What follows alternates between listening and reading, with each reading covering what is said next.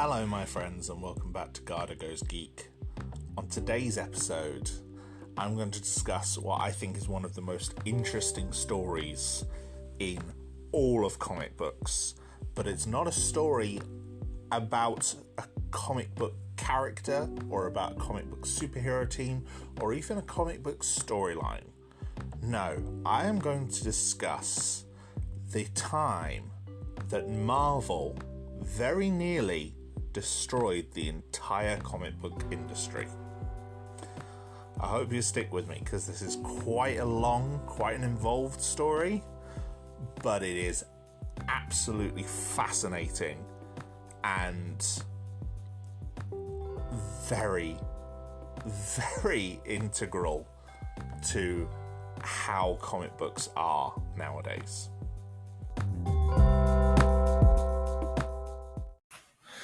Now, I just want to say first up, a lot of the information that I'm sourcing here a lot of the information I'm discussing is sourced in many different places, but in a variety of different formats. And not everything seems to tell the whole story, rather parts of the story all merged together. Because it's not just Marvel that's affected. Marvel was obviously the biggest, but there's so many different things that we're going to touch on that cover about a decade's worth of comic book history and obviously industry history. And, that sort of stuff has a big impact. And it means that, there's some articles that might be talking about, not even articles, sometimes whole blogs. Like there was a long 35-part blog series called The Life of Riley, which basically discussed everything about the Spider-Man clone saga. And I read a lot of it. I think I might even have finished it years ago. I've got a novel on my shelf, not even a novel, a non-fiction novel, talking about all of this, and aspects of the Marvel bankruptcy. But one of my main sources for all of this was the fantastic YouTube series by SFDebris, or SFDebris, which is the rise and fall of the comic empire, which goes into so much detail and covers so many different aspects, and it's a very, very well structured chronicle of the story. But what I want to try and do here is to try and organize it into a bit more of a chronological context than his series actually did. The series he did kind of focused more on, each episode focused on a particular part of the story, whereas I would much rather focus on the whole sort of chronological timeline, because it's very interesting, involves a lot of characters, especially towards the end, that are still involved in Marvel, right up to the modern day, and lead into the sort of stories that I've talked about in previous episodes, things like, how the MCU changed Hollywood, all the way back in season 1. So it's very interesting. But why is this all relevant? Well, I think a lot of people who, if you've only got experience of the modern comic industry, even if you're not a comic reader, there may be a few things that you know. What you know is that comics tend to be sold in comic book stores. They're not available in you might get some trade collections in bookstores. The sort of collected volumes of comics, like your big story arcs. But for the most part, comics are, the actual month-on-month comics tend to be in exclusive stores, the small comic shops, the independent places. And mostly it's superhero stuff. And it's superhero stuff from Marvel and DC. There are occasionally other comics there, but Marvel and DC seem to publish most of it. And occasionally you might see a comic based on something like Power Rangers or Star Trek or Ninja Turtles or G.I. Joe or Transformers. But for the most part, it's the Marvel superheroes, Marvel and DC superheroes.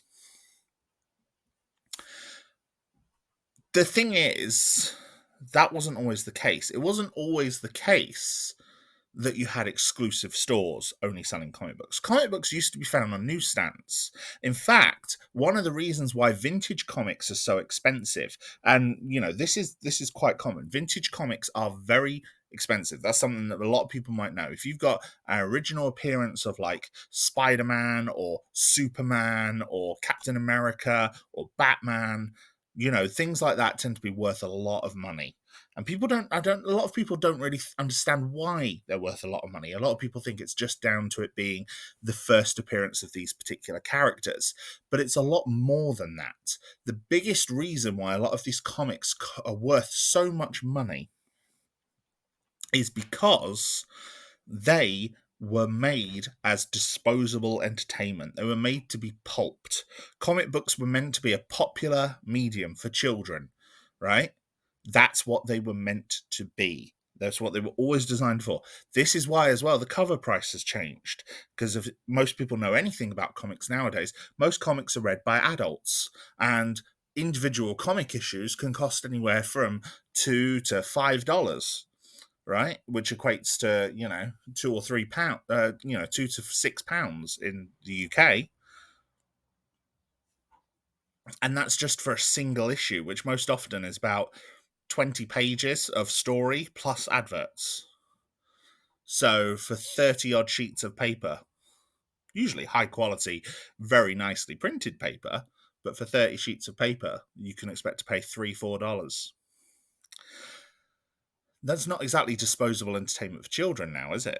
But back in the day, you could get comics for a nickel, a dime, and they were the disposable entertainment. And this is why a lot of those original comics are so rare. And it's because they were so disposable. Obviously, the paper and everything was a lot worse then as well. Paper quality was a lot poorer. But these comics were disposable. They were sold on newsstands, and every sort of newsstand would have a magazine and a comic rack, and the comic rack, kids could go through it and pick out the favorite comics, spend their pocket money on them. Even in the 1930s, after the Depression, there were kids comics and kids could afford them. They were disposable entertainment, and they used to be bigger as well. You could get sometimes 40 pages of story in an old comic book for pence. And then, of course, the popularity really started to grow when you got to World War II. These comics became very good disposable media, for kids, for soldiers as well. Comics were taken and sent to, by soldiers and taken abroad and introduced to other people. People would take the latest comic books that they had and read the stories and then pass them around. Soldiers passing them around to um, their compatriots. Kids passing them around the playground. It's a very sort of old way of looking at comics. And this is why so many comics are rare, because they were designed to be disposable. They had smaller printing runs, and a lot of those print runs haven't survived. Most comics have barely survived 80 years. Unless they've been kept pristine, barely read, put in protective casing and mylar bags decades ago and never touched since. But it didn't stay like that forever. The first big change in the story comes in the 70s. In the 70s, comics, which were by this point a growing medium, they were starting to cost more. They were starting to be a big source of money for these companies, Marvel and DC especially. And, this comics were also being used to sort of take on licenses. Things like Marvel's Conan series and the Star Wars series that would soon start under Marvel as well were showing that comics could be profitable. They could be a way of making money on an IP, on an intellectual property. And that was what people wanted. So Marvel started experimenting with something. And they started experimenting with what they called the direct market. Basically, they would sell their comics ahead of time sell print runs directly to the comic book store. There would then be the comic book store's stock to do with as they wanted. They could give it away for if ever all Marvel cared at that point. Marvel had made their sale. And the direct market, while initially meeting a large amount of backlash from comic book fans, who by this point were moving away from kids into teenagers and some adults who had been reading for years at this point, it did start to move away. And while there was backlash, it was popular, it worked. But, and this is where you got the rise of the comic book store, but it put the comic books into a unique position. And like I said, there was blowback from it. And eventually, Marvel started to move away from newsstand distribution to move its comics purely to the direct market, taking them away from newsstands and putting them exclusively in comic book shops. And Marvel led the way on this, but they weren't the only ones. DC followed, so did a lot of the other comic book companies at the time. And this led to founder of Mile High Comics, Chuck Rosansky, to say, he came and actually had some crisis talks with Jim Shooter, the editor-in-chief of Marvel at the time. Jim Shooter was this wonderkind that had kind of, he was the definition of the fan makes good. He was a comic book fan. He submitted art that got published in the letters page of a Spider-Man comic, attracted the attention. He built the portfolio. He came in, he joined the industry, and within a few years, he was editor-in-chief of Marvel. He was a comic book wonderkind. He prioritized story. He's a very controversial figure. There's a lot of mixed opinions about him. I have quite a lot of respect for some of the things that Jim Shooter did, but I do also see why he got a lot of people's backup. Some of Marvel's most famous creators left at this point and went to work for the distinguished competition, as they used to be referred to at DC Comics, including amazing talent like Marv Wolfman and George Perez, who turned away from Marvel. And they weren't the only ones. And they went on to have huge success at DC, creating stories like, the new Teen Titans, and which would obviously lead to Crisis on Infinite Earths as well. Or, Alan Moore, who left and went to work on Hellblazer and Swamp Thing. There's a lot of amazing talent at DC at this point that is exclusive to DC because they disagreed so wholeheartedly with Jim Shooter. But that's a different story. Like I said, Jim Shooter, a controversial figure in the comic book industry, but not a bad one. There's a lot of decisions he made at the time that I quite respect. For example, it was Jim Shooter's decision that Jean Grey should have to die at the end of the Phoenix saga, which I agree with.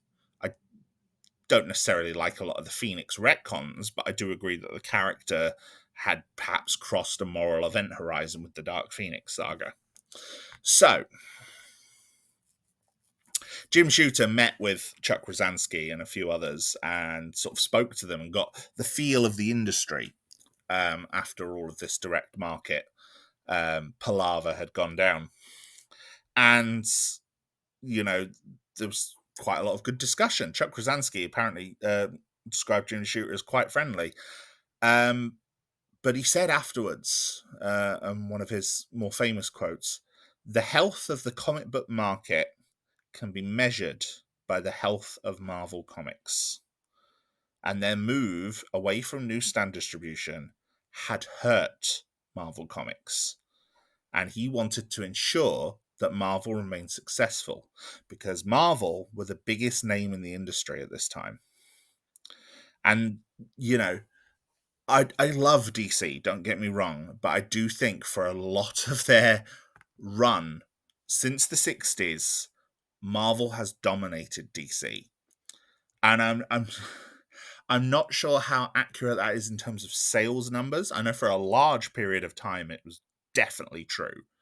Nowadays, probably not so much. It's probably about more of an even split. Although I do know Marvel is definitely seems to be a lot more popular in the zeitgeist, but I think a lot of that is also down to the movies. But DC was publishing heroes in the 30s, 40s. Superman, Wonder Woman, Batman, they all originated in the golden age of comics, along with some of their major villains and a lot of other supporting characters, as well as the first iterations of the Flash, the Green Lantern, the Hawkman. They started their superhero revival. Because superhero comics kind of disappeared under McCarthyism.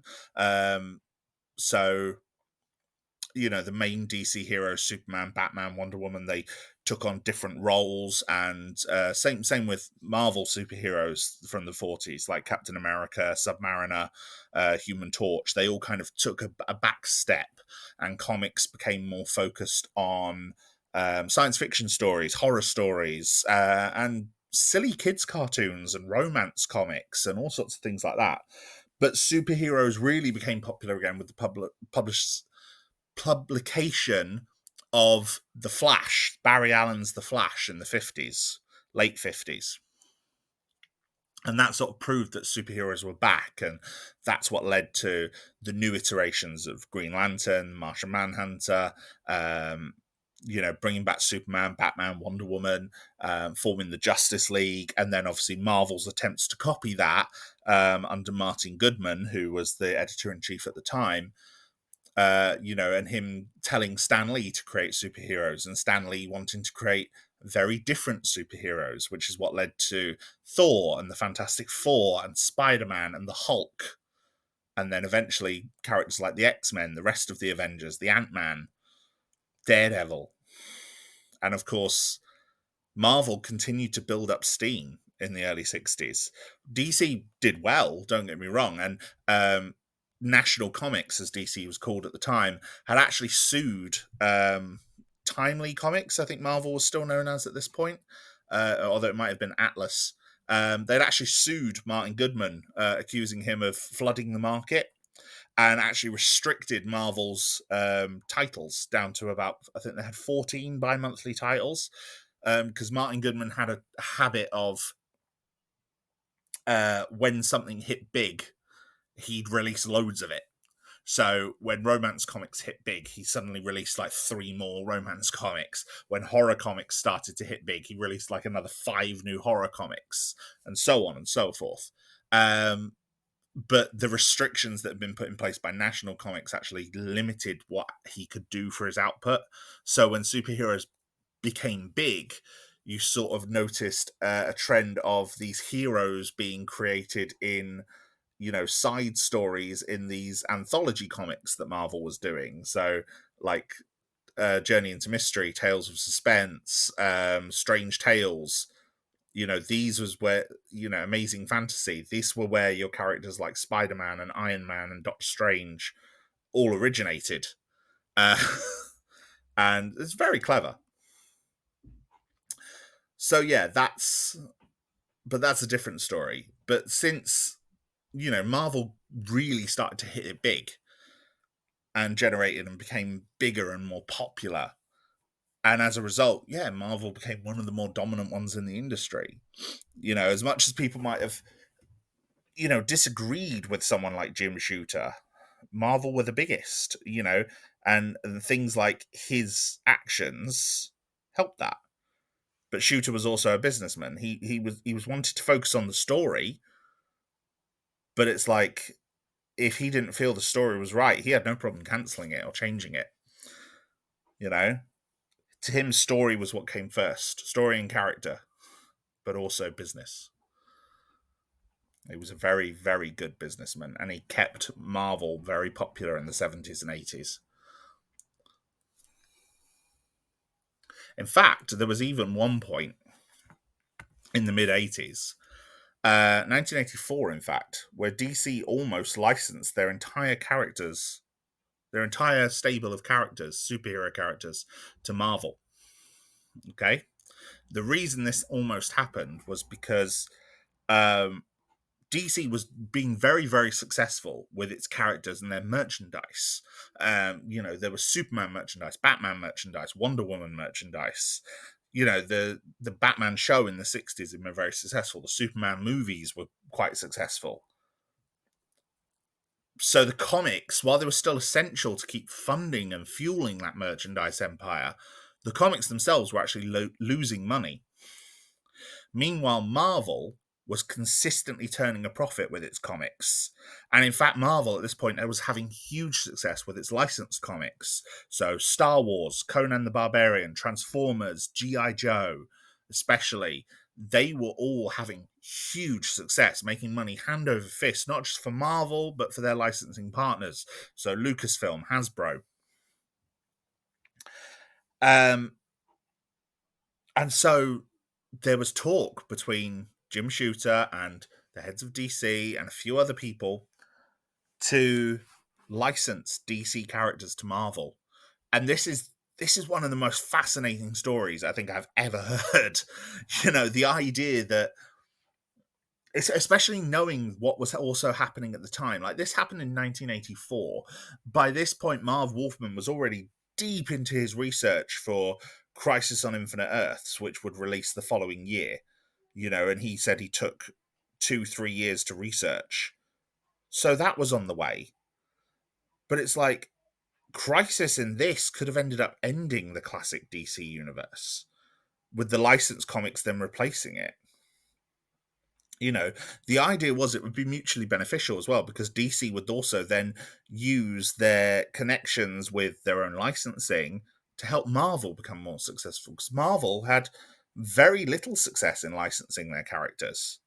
You could see a Superman lunchbox in the mid 80s and early, late 70s, but you would be very hard pressed to find a Spider-Man one. So it was going to be a mutually exclusive partnership. Jim Shooter originally refused it, quite perhaps for the wrong reasons. His idea was that, well, if the characters aren't selling, they can't be that good. And in fact, he had to be convinced by some of the other writers. For example, John Byrne, writer and artist on Uncanny X-Men, who was very, very excited with the idea of working on Superman. And trying to give his pitch and his argument as to how these characters could be made amazing. What he would do with them. And, it would have worked. And it almost happened. The thing that scuppered the whole plan was an unrelated antitrust lawsuit from First Comics, which put an end to this. Basically, First Comics was accusing Marvel of basically running a monopoly, putting out more comics than anyone else, because they'd put several comics out the previous year. And it was a last gasp attempt by First Comics, who were not doing particularly well, to just sort of go after the biggest in the industry and accuse them of monopoly. And, it's one of those, I don't think it was the right choice, but it definitely backfired for First Comics. But the biggest thing it backfired for was the Marvel DC deal.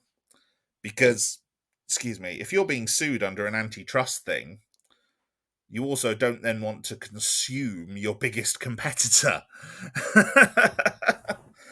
And so they didn't, and the whole Marvel DC deal fell through. And it's a shame. Some Marvel creators, like John Byrne, did eventually leave Marvel to go and work for DC and take some of their pitches with them. For example, John Byrne went to do the post-crisis Man of Steel series, which is widely counted for sort of recreating Superman and remaking his popularity in the modern era. And like I said, DC's Crisis on Infinite Earths went on to become part of their relaunch, and then that led to more successful comics like Watchmen, Dark Knight Returns, Hellblazer, these other comics that became really, really popular in the late 80s. So I don't think it hurt DC in the long run. But, yeah, very interesting part of the story. But then this is where we get into the mid to late 80s, through to the 90s and through to the early 2000s. And this is where this story becomes a lot more involved, but very, very interesting.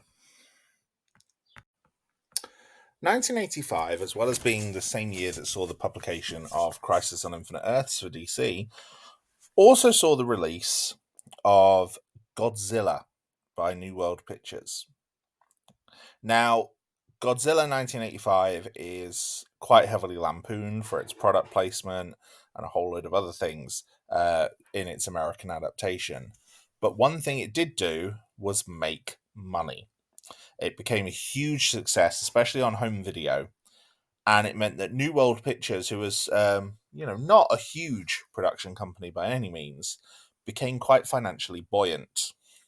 And they decided to use this new cash flow to improve their standing. And like many film studios, they wanted to buy things and get rights to things that they could then use to make more movies.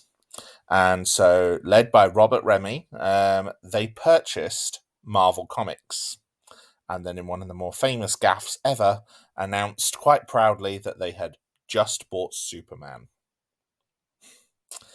Marvel at the time had been owned by Cadence Industries. Cadence Industries had just gone into liquidation and sold Marvel, which is what allowed New World to publish it.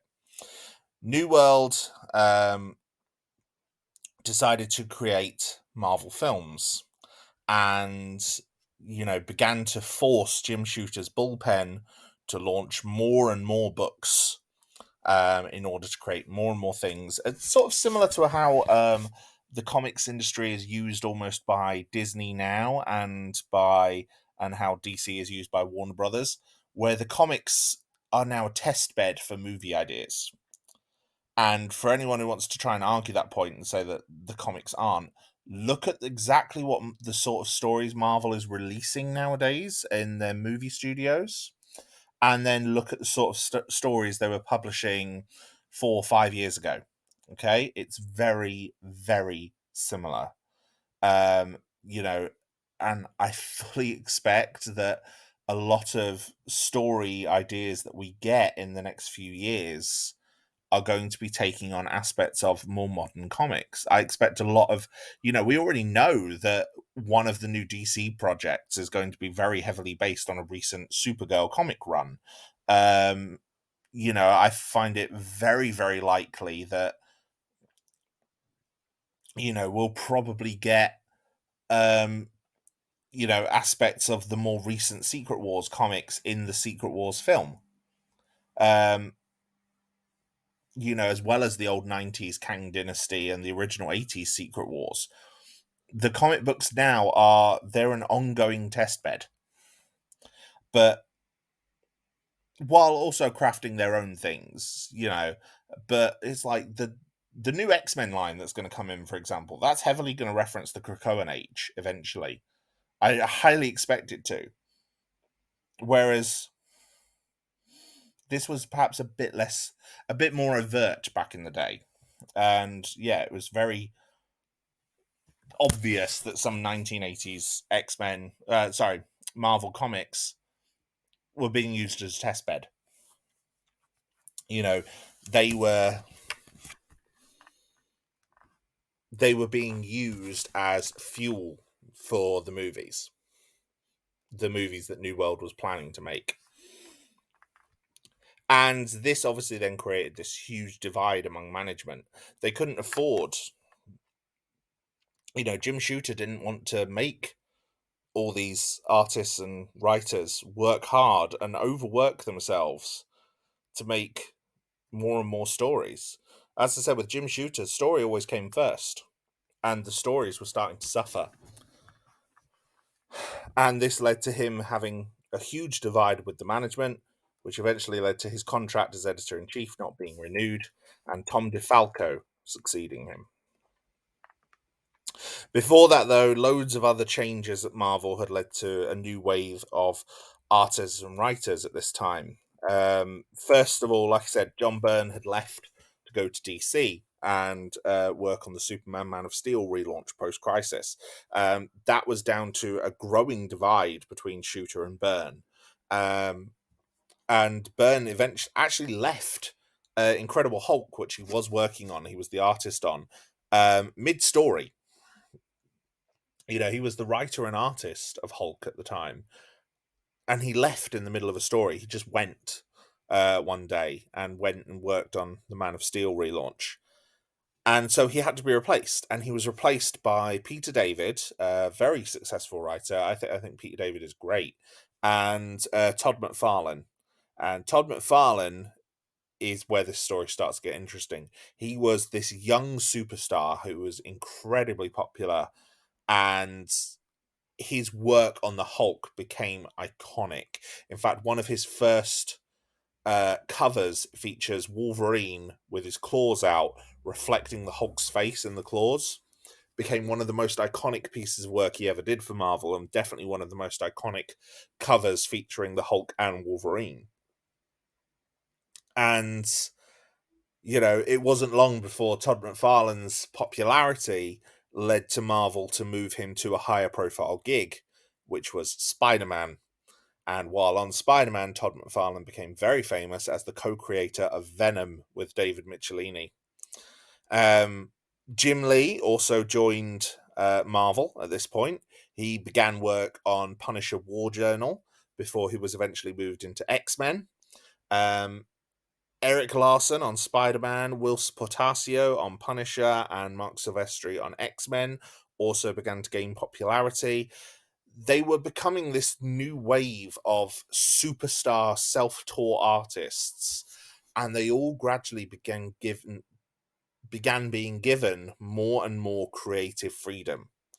But perhaps probably the biggest and most iconic name among them was the Levi commercial starring Rob Liefeld.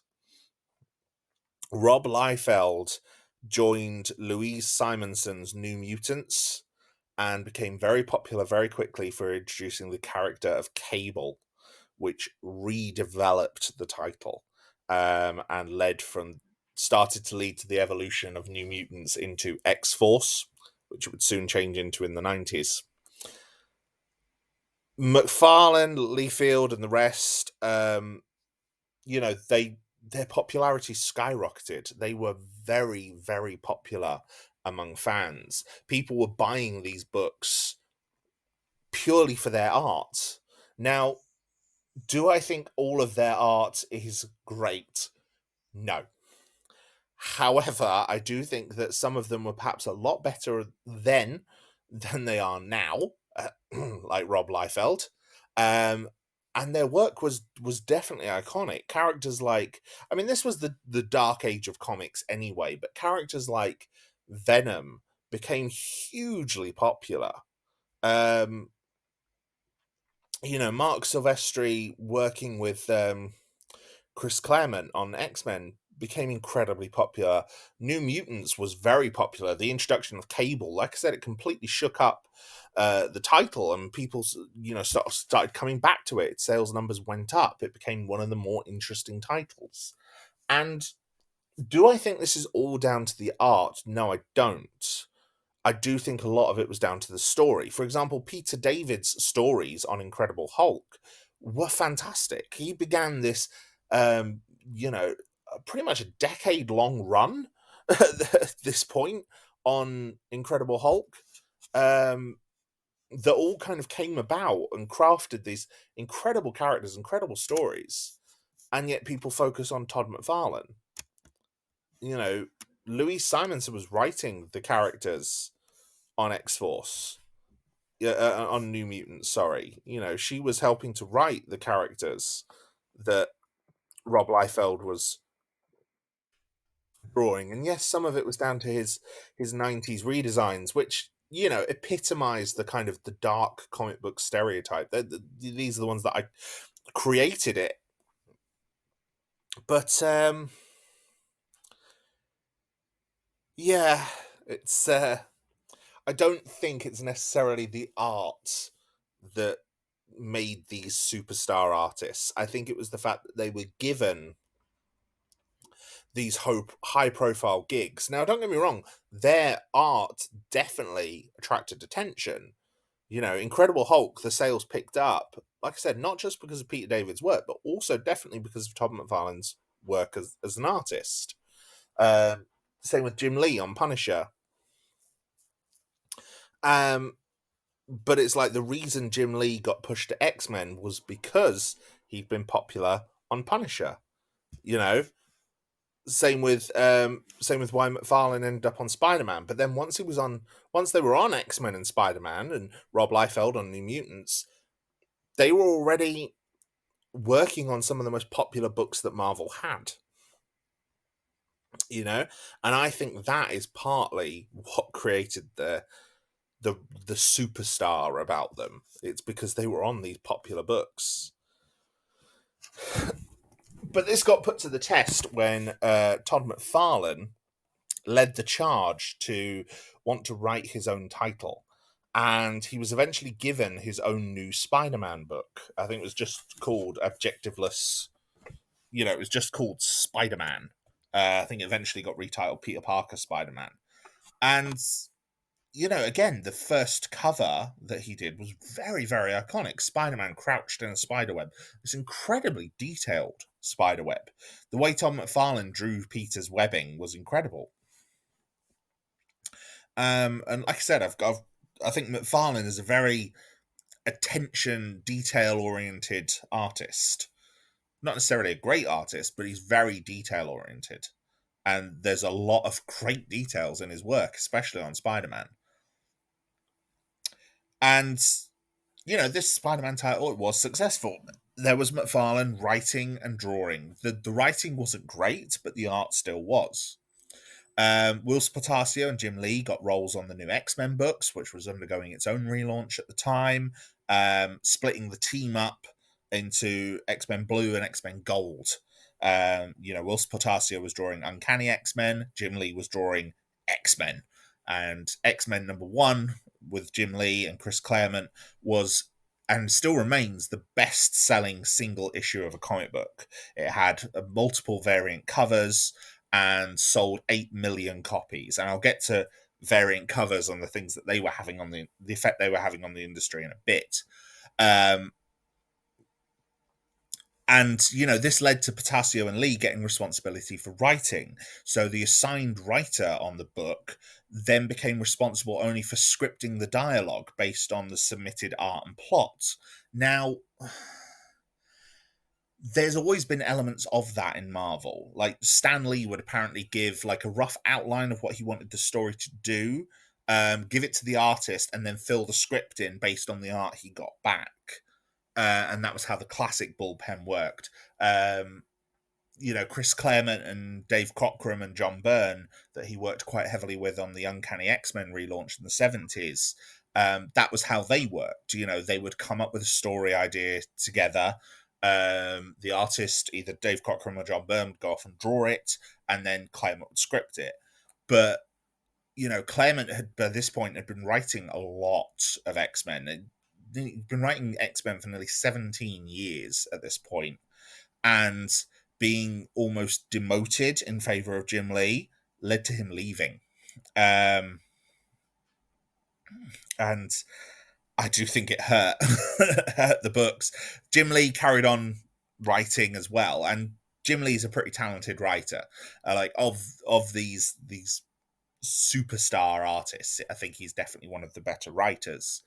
Rob Liefeld got to do the same with X-Force, and Fabian Nicieza, who was also working on Uncanny X-Men, took over the scripting duties because, again, Louise Simonson had left. And all these books sold well. And like I said, I think the artists were quite often misattributed as being believed to be the cause as to why they were successful. But I don't think they always were. And that's what led to these artists getting more and more freedom and more backing for the editors, which is something that I think would definitely kind of bite Marvel in the arse in short order. Now, regarding the actual ownership, New World didn't hold on to Marvel for long. New World's greatest success was Roger Corman Films. They were not a particularly successful movie studio. Roger Corman movies are known for being a bit cheap. And as a result, New World looked to sell Marvel on by 1989. And at this point, Jim Shooter actually returned to the story. He raised an investors fund of $81 million dollars, and he tried to buy Marvel. Like I said, Jim Shooter cared about Marvel Comics and cared about the stories there. He was a fan who became the editor. And I think he was still a fan at heart, and I think he always will be.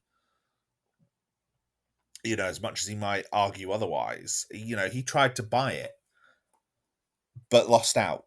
His bid was he was outbid, and not by much, unfortunately, but he was outbid by Ron Perelman's McAndrews and Forbes holding company, who would later go on to buy New World themselves. Now, Ron Perelman, he was a corporate shark. Essentially, he would come into companies, he would try to turn the company around, make a profit, and then sell it off. And he'd done this with Revlon, and he stepped in exactly the same way at Marvel. He had the exact same approach to it. He raised Stanley's salary. He saw Stanley as this brand ambassador, similar to what Walt Disney was for Disney Studios, and saw him as someone who should be looked after. Now, again, like New World, he did see Marvel and the comics as prospective merchandising. But the thing was, Marvel's comics were selling. He looked at Marvel when he bought it and thought, well, these can't be doing that well. Oh, no, wait, they are. And like I said, part of that was due to the rise of the superstar artists. So he started looking at ways to make the comics sell more. Like I said, he was a capitalist. He was a corporate magnate. He wanted to create gimmicks. He wanted to create more and more profit. He started with foil cover gimmicks.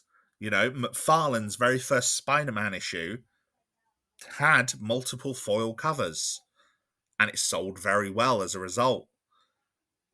Which then led to more gimmicks, metallics, die cut covers, wraparound covers, gatefolds, variants. And all of this was being done to encourage collectors. And for any comic that did well, he incentivized the talent, and incentivized stores who owned it. If stores bought these comics and sold a certain amount, they got an incentive. Marvel by this point was a public company. It had to grow its profits every year. That's how capitalism works. If you're not constantly making more money than you did last year, you're unsuccessful. You have to keep making more money. You can't just make the same amount of money. You have to make more money. It's one of the reasons I hate capitalism, and is why it will eventually be doomed to failure. Capitalism is successful because every few years socialism has to buy it out. Anyway, let's not get too political. These gimmicks, however, they only really attracted collectors and speculators. They weren't attracting an audience. They weren't keeping an audience. Like I said, X-Men 1 had 5 variant covers, one of which was a wraparound double gatefold cover, one of the most iconic images in X-Men comics, featuring all of the team charging at Magneto. Okay?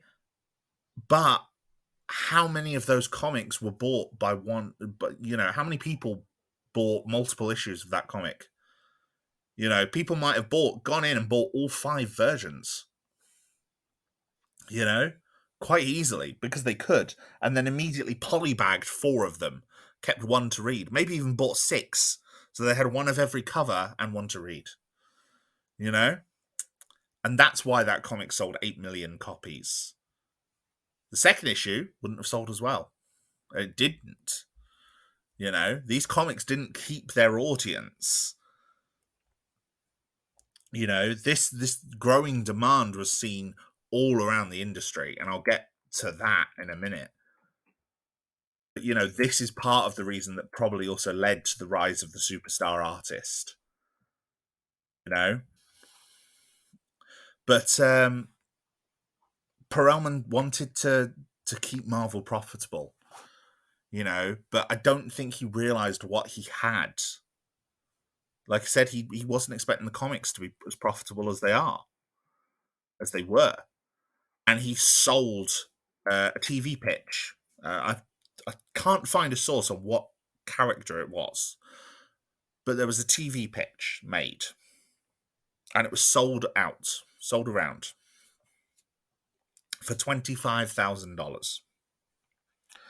And one of the people who owned this pitch at one point asked for help from Jim Shooter to tidy this pitch up to make it the best it could be. Right? And Shooter brought back his investors, tried to really work for this, tried to keep it, tried to hold on to it, tried to want to stay involved with Marvel. But then investors began to pull out when Perelman tried to take it away from Shooter's script, tried to get more money because he saw that Jim Shooter had an interest in it. And like I said, Perelman had outbid Shooter for Marvel Comics. He knew that if Shooter wanted it, he should keep it in-house. And, he took it away from Jim Shooter again. And this led to Jim Shooter going in a different direction. He teamed up with Triumph Capital and Steve Mazzarski, and they founded Valiant Comics. They founded their own comic book company and their own superheroes. Their free issues and events led to them joining the industry in a really big way. Like, they gave titles away. They would give away 0 issues with a coupon inside that would allow you to reduce price the first issue. So you could get the 0th issue of Bloodshot or Ninjak or one of their other heroes. Get a coupon inside it that you could then use to purchase the first issue at reduced cost. That sort of stuff was really, really successful. It meant that Valiant instantly took the industry by storm. Their comic characters like Exo Manowar became popular. They were on the cover of Wizard magazine. They were doing well. And their plan for Valiant was always that they'd introduce a load of characters, they'd build to a crossover. They would then, after this crossover, introduce some more characters and slowly build up the universe. Jim Shooter had a great plan for it.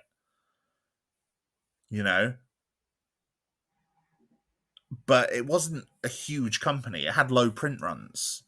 And as a result, these low print runs began to attract collectors. The early Valiant issues, as they were approaching the end of their first year, they were heading towards a crossover, heading towards a Unity crossover, as it was called, became collector's items. But not just those, also the early Tom McFarlane Hulk issues, the Cable's first appearance in New Mutants. Recent comics started becoming collector's items, being sold and traded. And as a result, all these new issues were caught by spectators, which led to, comics being relaunched and, new issues titled, new issues ones. All these short-term sales skyrocketed, and there was a price rise on the covers as well. The gimmick comics weren't the same price. They were more expensive. The new issue 1 wasn't the same price. It was more expensive. But then, of course, because the cover price for issue 1 had been raised, well, if people paid that for issue 1, they'll pay it again. So we'll keep the cover price high. And, yeah, all the Spectator issues sold, but all the following issues would see a drop in sales below the normal sales that they'd had before. And it started to price people out of the market. Young readers really began to be priced out of the market. Comics weren't something you could buy with pocket change anymore. They began to be a niche hobby. The market was beginning to shrink. It was already hard enough to buy these comics now when you had to go into special comic book stores, but now kids couldn't afford them anymore. Kids couldn't afford regular monthly comics. And between this and several other aspects, Marvel would really, really start to suffer. So would the entire comic book industry. Now, off the back of the rise of the superstar artist, obviously the artists themselves tried to get more and more work. And one who exemplified this idea of trying to do the grift was Rob Liefeld. Liefeld tried to launch a title at Malibu. Now, Malibu Comics was a competitor of Marvel's. They produced their own superhero titles. They had a couple of licensed comics. I think they were the ones producing some of the Power Rangers comics in the early 90s as well. And I think their most famous contribution to comics is Men in Black. Now, Rob Liefeld tried to launch a new title there, and he released a preview page of the characters that he was working on. The characters very greatly resembled his X-Force designs. The new designs that he had given the New Mutants to launch them into X-Force. And that led to Bob Harris, who was the group editor of the X-Men comics, or one of Liefeld's editors, threatening legal action if he did it. So obviously the plans eventually fell through. Todd McFarlane was also chafing under the editorial control. He wanted more and more creative freedom. And so the two of them discussed forming their own company and leaving Marvel. And they decided to target others to join them. And they started with Jim Lee. Now, the reason for this was that Jim Lee was already feeling pretty hard done by. He had been sent to an event and had asked for his wife to accompany him. He'd newly married at the time. I think they had a young child. And so he asked if his wife could come with him. And Marvel agreed, but editorial didn't pay for her expenses. So Jim Lee then had to pay for all of that out of his own salary as well. And contrast this to a few years earlier when when Jim Shooter was editor, when he put expenses for staff. He sent staff to Europe, to conventions, to do promotional work, and fully expense, no expense spared, as the old saying goes. And basically, he took care of the talent. This talent wasn't feeling taken care of. And this was the talent that, if sales figures were to be believed, was what was driving the sales at Marvel. So McFarlane, Liefeld targeted Lee, and Lee was on board. They also brought aboard Eric Larson, Mark Silvestri, Will Portasio, and Jim Valentino, who was working on Guardians of the Galaxy at the time. Not the Guardians of the Galaxy known from the current MCU, but the Guardians of the Galaxy that predated them. So the only character that most people there would recognize would be Yondu.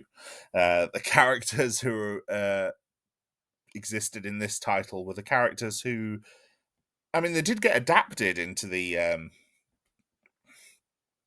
Guardians movie, especially the second Guardians movie, as members of the Ravagers. Sylvester Stallone's character Starhawk, or Stacker Orgord, and Martin X, who's Michael Rosenbaum's character, and a couple of others. So yeah, that was this Guardians of the Galaxy. McFarlane was actually quite annoyed by the fact that they brought in Jim Valentino, arguing that Valentino was not a superstar. And so there was a lot of ego involved in this whole thing.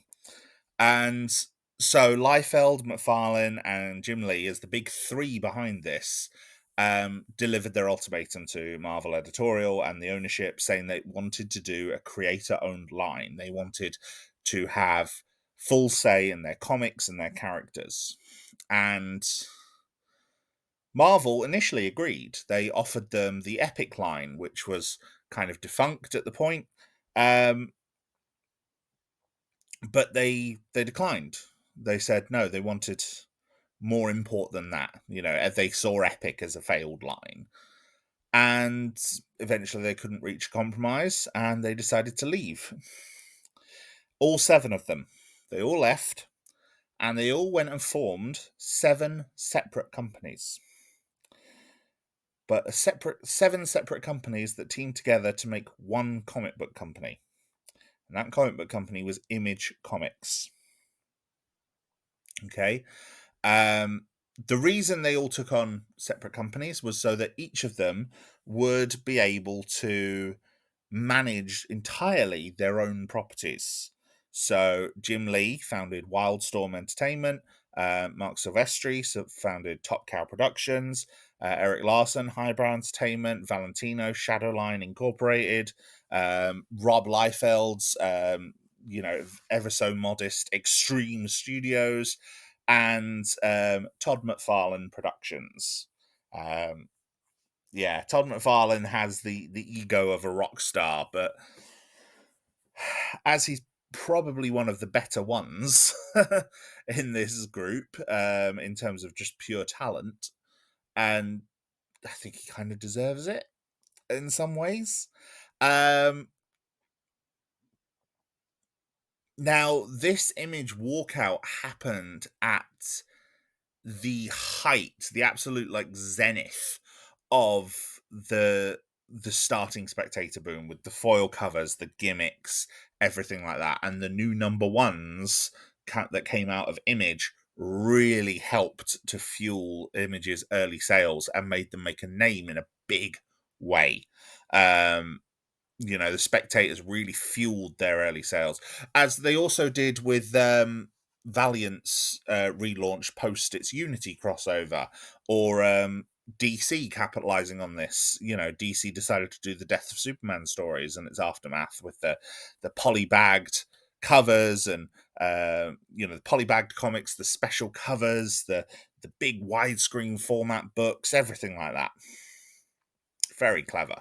However, Image especially soon became known for these really large delays, which is something that a lot of these artists had already had trouble with over at Marvel, most especially McFarlane and Liefeld, who Liefeld was so terrible when it came to delays.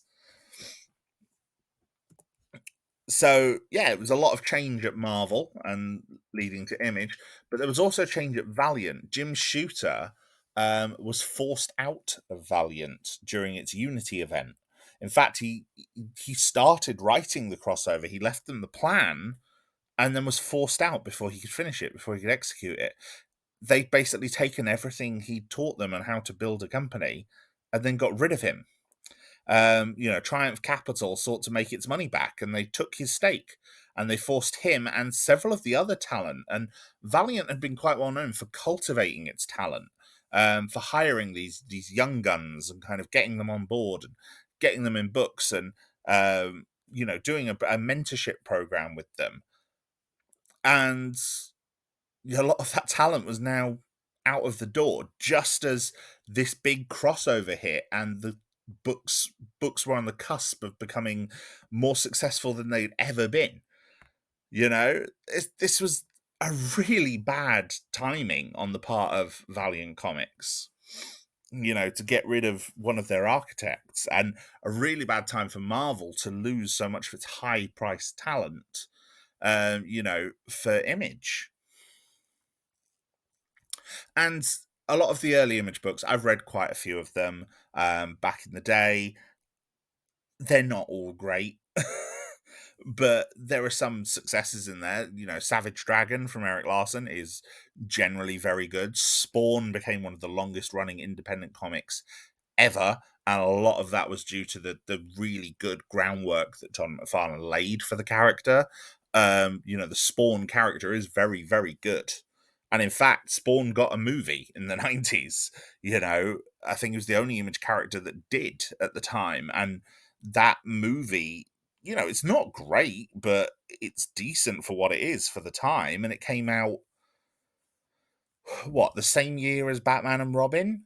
and you know, a year before Blade. And yeah, like I said, it's not great by any means. It's not high art cinema. It's nothing like some of the comic book films that would come um, after the change of the century, but it's still pretty decent for what it is. It's trying to be loyal to the source material, from what I can tell, from what I have read of Spawn. It's definitely trying to be. May not be great at it, but it's definitely trying to be. Um, Meanwhile, Marvel had obviously been trying to get into films. New World, when they had owned it, had actually sold movies for Captain America and Punisher to Canon Films. This is where you get the Dolph Lundgren Punisher movie, where he doesn't wear the skull shirt. And I don't think he even uses the name Punisher at any point. And obviously, so both of those films had been pretty poorly received. They were both critically and by fans, and had even been lampooned in the comic books themselves. And Perelman, even though he'd taken over, he started to focus more on the comics rather than any licensing. He even actually shut down um, a planned Daredevil animated series and a Black Widow live action series that Stan Lee had managed to secure in Hollywood. This was around the same time as the X-Men cartoon series, the Spider-Man cartoon series, and he'd shot down the idea of a Daredevil cartoon series, which could have been amazing. The character had already been introduced in Spider-Man. People knew who he was. It could have worked really well, but nope. Um, the reason why was that Perelman was worried that the shows would be bad and it would hurt the comic sales as a result. He didn't want, to happen to Daredevil and Black Widow and all these other big popular comics. What he'd seen as happening to Captain America and Punisher years before. Although it happening to Punisher is arguable. Punisher, I think at the time, had 3 different comics. He had as many comics as Spider-Man, almost. And, I think more comics than the main X-Men team for one dude. X-Men, speaking of, was the flagship series for Marvel. Like, I've seen the statistic bandied about that if you took all of the X-Men comics in the late 80s, early 90s, put all their sales up against everything else from Marvel and everything from DC Comics, X-Men outsold them all combined. And obviously, like I said, X-Men #1 holds the record for the highest selling comic book ever. X-Men were huge. Like, X-Men at this point was running, X-Men launched an action figure line before the cartoon series came out. The comic books were popular enough that they were able to run an action figure line from it. That just really didn't happen for most comics, but X-Men were that popular in the early 90s. And part of the reason why X-Men remained popular was all of the X-Men books every year would pretty much get together for a crossover. And when I say every year, I mean every year. There was crossover after crossover after crossover. Even back when I started reading comics in the 90s. And I read a bit later than this. But I started with the Age of Apocalypse crossover, which was 1995. That led into Onslaught, which was 1996. That led into Operation Zero Tolerance, which was 1997. Which I don't think there was a big X-Men crossover for 98. But there definitely was for 99. There's a few for 99, actually. A lot of involved stories. The Shattering, the 12. So, yeah, X-Men was constantly doing stuff like that. And, those crossovers, they hurt the brand in some ways. That, a lot of talent actually got driven away from the books. Peter David, for example, who I mentioned before on Hulk, he was writing X Factor at the time, and it was a very good run on X Factor. He'd sort of taken the team over. So after the original X Factor team, which was the original five X-Men, after they rejoined the main group of X-Men team, and you got the X-Men Blue and X-Men Gold, Peter David had taken a load of secondary characters and formed them into a new government team called X Factor. And this is where you had characters like Quicksilver, Polaris, Havoc, Forge, Wolfsbane, and a few others. And his book, the X Factor book, was very, very good. It's very interesting. There was a lot of government intrigue, and seeing the idea of sort of state-sponsored heroes, state-sponsored mutant heroes, but also doing a bit of Black Ops work and a lot of relationships between the characters. It was very, very good. But he felt constrained by the constant crossovers. He felt like he was getting in the way of the stories that he wanted to tell. He was in the middle of doing, starting to tell these stories, and then all of a sudden he had to stop and do the Executioner's Song crossover, and then he settle back into a story again, and then, oh no, all of a sudden now he's got to do the Fatal Attractions crossover, and then, oh no, now all of a sudden he's got to do the Phalanx Covenant crossover, and so on and so forth, and it drove him away. He left.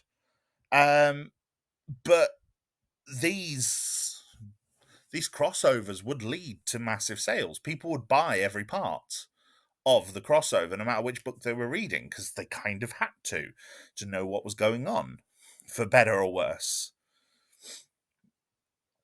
And in fact, the 30th anniversary crossovers in 1992 for Spider-Man and 1993 for the X-Men, which was Fatal Attractions, as well as several others, also had this huge success in the Spectator market.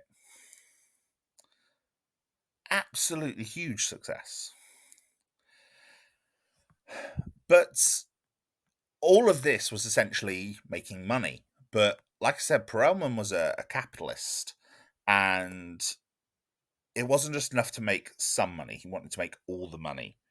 And so he used his townhouse group to form holding companies within Marvel. And they began selling junk bonds to raise capital. And I'll admit, I've looked into it. I still don't fully understand the whole idea of a junk bond. It's basically creating money by saying you own a part of the company or a stake in the company, or some bond for capital. You give us this, we'll give you this bond. But the bonds themselves were essentially worthless. But all of this is like completely legal because of how messed up capitalism is. you know and in fact, Perelman had already done something similar with New World. So like I said, they bought New World after they bought Marvel, and they had just bumped it with loads of projects and then sold it on to Rupert Murdoch. you know so Perelman had already done this, and he was doing it with Marvel now, just continuing to get money. And the money made from these jump bonds he then used to make more acquisitions. So first he bought Fleer, which was a baseball card company, and then Panini. Panini was a sticker company. And the idea of that was that he would turn Marvel into this entertainment empire. And that these risky purchases would help to kind of balance the books, because the risks could be used to offset taxes. Uh, you know, so that even things like that happened off the back of these purchases, like a players' strike that affected the World Series, which hurt Fleer's sales, or the fact Panini was trying to get a licensing deal with Disney and then it fell through, after costing Panini a whole load of money. But none of that would have hurt Marvel too much, in theory. But what it also did was it allowed Marvel to begin selling more products. This is where you saw the rise of trading cards. Trading cards were huge in the 90s for comics. You couldn't walk into comic book stores without seeing trading card sets. I even had a whole set of amazingly artistically done, beautifully painted Marvel trading cards. And I bought the full set of 150. I don't think I still have them anymore, which is a shame because they were lovely. Um, and lots of great depictions of characters, and some characters I'd never even heard of, or in 90s costumes that they maybe wore for a few issues. Like Strange had a mask and all sorts of other stuff. It was barely recognizable as anything related to Doctor Strange. Um, and a lot of the X-Men were on there, obviously. But yeah, they were interesting, shall we say. And Panini as well. Panini became really influential for Marvel because Panini um, began. In fact, the comics that I remember getting into in the 90s were Marvel collector's editions that were sold over here in the UK by Panini. It was Panini Comics. So this company that used to make sticker albums was now making reprinted American comics with like cardstock covers and 76 pages worth of story. So it was reprinting like 2, 3 issues of Spider-Man or X-Men, or as they went on, they started doing Avengers, they started doing Fantastic Four, Wolverine, Deadpool, all these amazing stories. And that was how I got into comics. I was buying those for like £1.99 every month and getting a chunk of comic. Yeah, they were good. I've still got quite a lot of them. Um, but yeah, like I said, this diversifying of Marvel, because all of this was Marvel. It was now Marvel Entertainment and Marvel Comics. Fleer and Panini were a subsidiary of Marvel. And so, like I said, there was a strike on the World Series, which hurt Fleer, which sold baseball cards. Panini wasn't able to get the Disney license for some stickers, which cost them a lot of money. And the idea was that Marvel was successful enough that it could offset those risks. But that relies on a very delicate balance. I'm going to sidestep away from a lot of the corporate capitalist stuff for a minute to focus on some stories because while the 90s is commonly attributed to being a very, very dark time for comics creatively, I do think there are some very interesting stories and some very fascinating stories that have come out in this time period. And sometimes a lot of the behind the scenes storytelling is way more interesting than the actual stories themselves. For example, one of the things that the 90s became the most famous for um, was the Clone Saga, and that came about after the success of the death of Superman. Um, After DC had seen this huge amount of success with the death and return of Superman storyline, Marvel decided they wanted a similar event so that they could shake up their own flagship character, Spider-Man. Spider-Man had become a lot darker in recent years. There'd been a lot of very intense storylines featuring his returned parents. It was a whole mess. They were not really returned. And the return of Harry Osborn as the Green Goblin and his subsequent death. And at a retreat where all the Spider-Man writers and editors sat down and tried to hash out some ideas, many ideas were thrown out. A lot of them just spitballed. And then Terry Kavanagh came out with one that was bringing back the original clone. Now, in the 70s, a story not long after the death of Gwen Stacy storyline had introduced a geneticist called the Jackal, Professor Miles Warren. He'd been a teacher who had been in love with Gwen, and blamed Spider-Man for Gwen's death. He had not only attempted to clone Gwen, and been successful, but he had also managed to clone Spider-Man, and obviously learned that Spider-Man was Peter Parker. He then pitted the clone and Spider-Man up against each other at Shea Stadium, and during the battle, set off a load of explosives. One of the clones, one of the two Spider-Men, ended up dead. And so the one that pulled himself from the rubble believed that he was the real one. And, not wanting the body of Spider-Man to be revealed as Peter Parker, deposited the body in a smokestack and, assumed the role of Spider-Man because, as far as he knew, he was the original Spider-Man. Terry Kavanagh's idea was bringing back that original clone, revealing that he was the original Spider-Man, and that this Spider-Man that we've been following ever since that original clone story was the clone. Now, this idea was sort of seized upon by a lot of the creators as almost like a reset button, for some of the dark turns that Spider-Man had been going through recently. Tom DeFalco himself apparently went from being flabbergasted at the idea to eventually becoming quite enthusiastic, seeing it as a way of wiping the slate clean, removing things that, issues they had with the character, things like the marriage to Mary Jane, which they were starting to chafe under because it was something that they hadn't put in place, they didn't really want. But they also didn't want Spider-Man to just divorce Mary Jane because that becomes even more awkward. And a lot of the other issues with the current darkness and how negative Spider-Man had become, they saw it as having a lot of similarities to Batman's recent Nightfall event as well, because the idea was now that they could bring in this new hero to fill an established mantle. This new clone would become a character in their own right.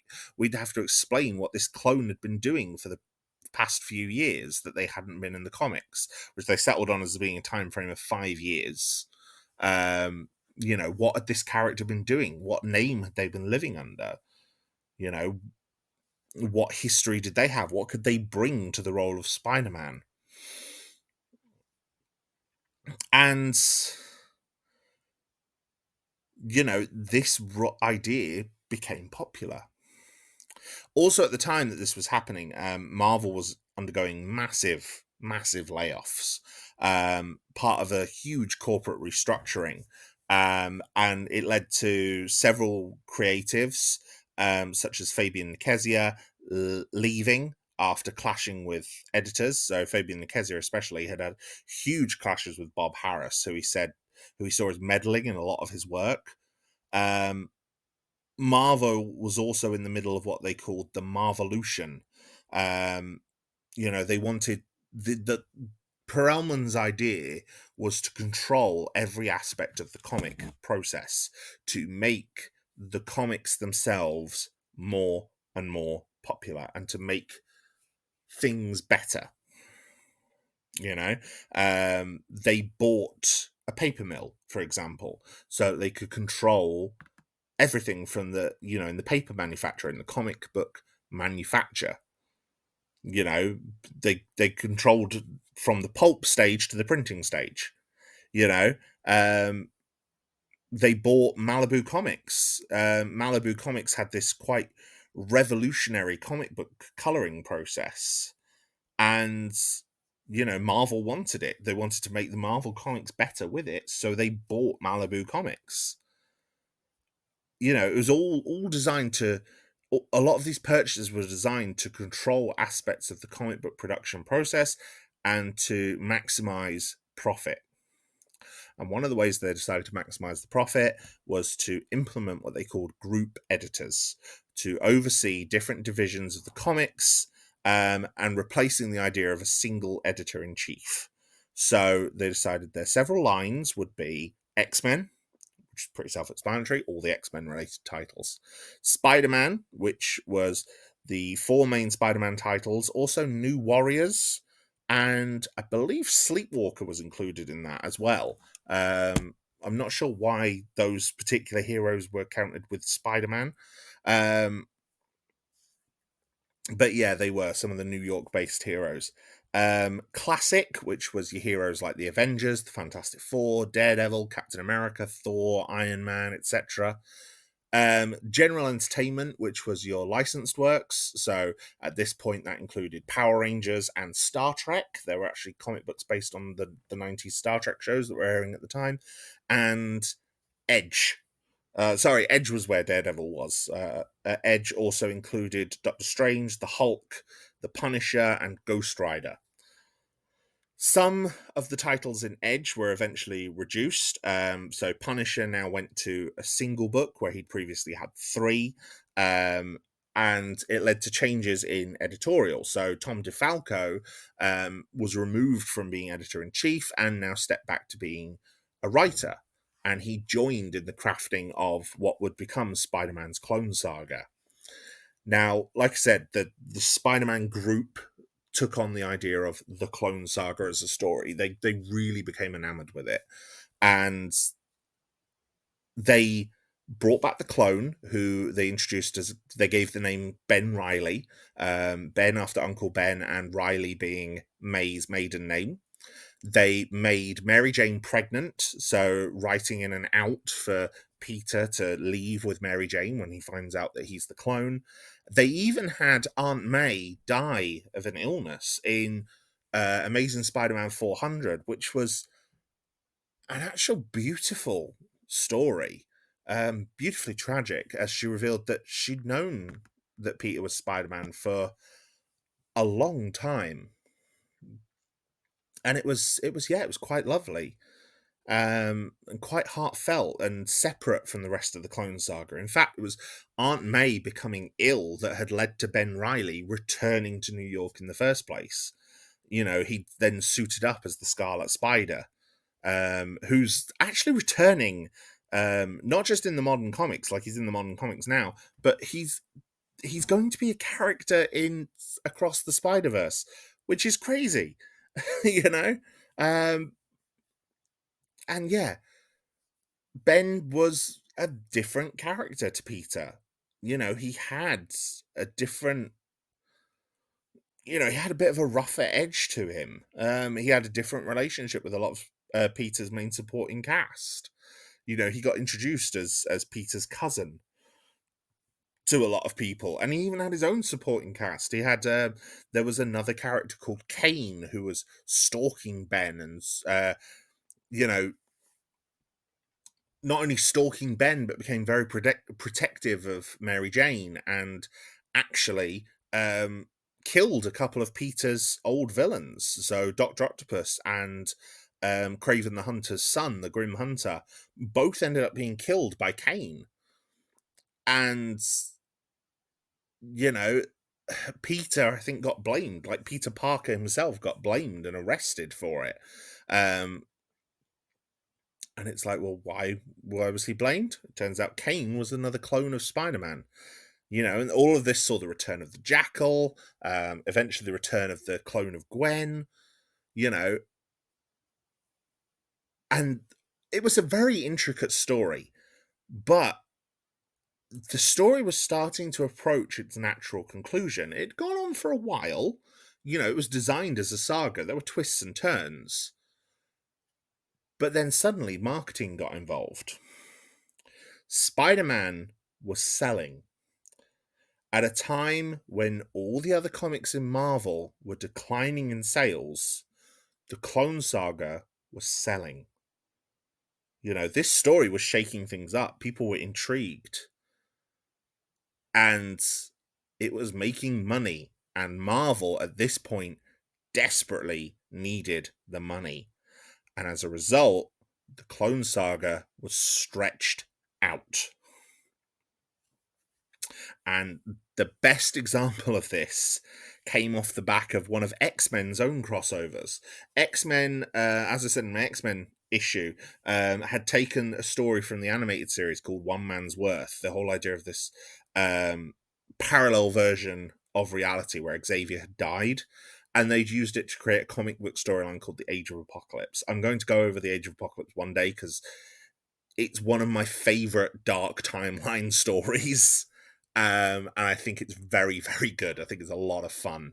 And part of it is fun because of how self-contained and how bleak it is. Um, and it was self-contained. What the Age of Apocalypse did was it did an alpha and omega issue, and then for 4 months, all of the X-Men books were cancelled and replaced with their Age of Apocalypse counterpart. So a mini series detailing, the X-Men of the Age of Apocalypse. Very, very interesting. The whole thing ran for about 4 or 5 months, and then it was done. Very clever. They decided to stretch out the Clone Saga using something similar, and they called it Maximum Clonage. And there was a Maximum Clonage Alpha and a Maximum Clonage Omega, and a whole load of stories in the middle. They didn't change the numbering or anything like that, but it was the same stories in the middle. The thing is, Maximum Clonage Omega didn't end the Clone Saga because it got stretched out again. It didn't conclude the story as it was originally intended. Group editor Danny Fingeroth gave the final issue to a new writer, which would have been similar to some of his previous actions with Todd McFarlane, where he'd given him some amazing, some pivotal stories. Eventually, Ben Reilly took over as Spider-Man, and they tried the Age of Apocalypse gimmick again when before he took over the role of Spider-Man. They cancelled all four of each of the Spider-Man comics for a couple of months and replaced them with Scarlet Spider. So it was instead of Peter Parker Spider-Man, it was Ben Reilly Scarlet Spider. Instead of the Amazing Spider-Man, it was Amazing Scarlet Spider, Spectacular Scarlet Spider, and so on. But eventually, Ben Reilly took over the role. He got his own take on the Spider-Man outfit. He got some of his own weapons. He bleached his hair. He even got his own supporting cast, and I quite liked a lot of it. Like, they had him work in a coffee shop called the Daily Grind, with his own supporting cast in the shop that was different to Peter's own supporting cast. But Peter was still around at the same time, which meant you also saw, you still saw characters like J. Jonah Jameson and things like that. It was very muddled. It wasn't the clean break that they were trying to make it originally. And it just kept stretching everything out for years. Dan Jurgens eventually came over from DC. Dan Jurgens being one of the architects behind Death of Superman. He came over from DC and wrote Spider-Man. He wrote Ben Reilly, but he struggled with it.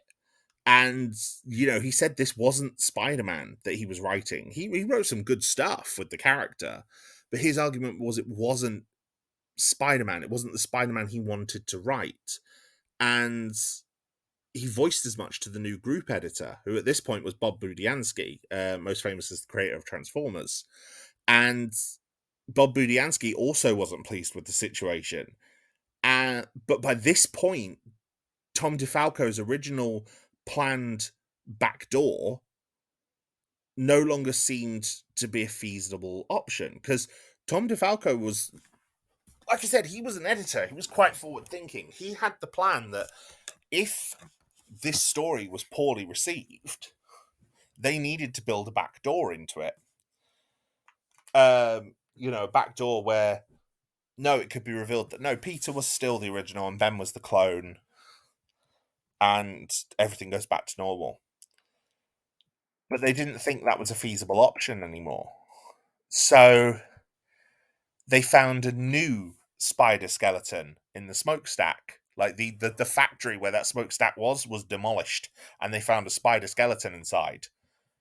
So it was like, well, is Ben the original? Is Peter the original? Are they both clones?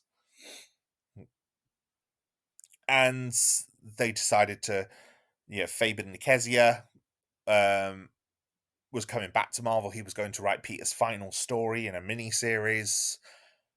And they planned a new ending. They were going to bring back Harry Osborn and say that he was the mastermind behind everything, just as he was behind the robotic duplicates of Peter's parents. It was all his plan, and it was going to reveal that Ben and the skeleton were clones again, and that Peter was the original.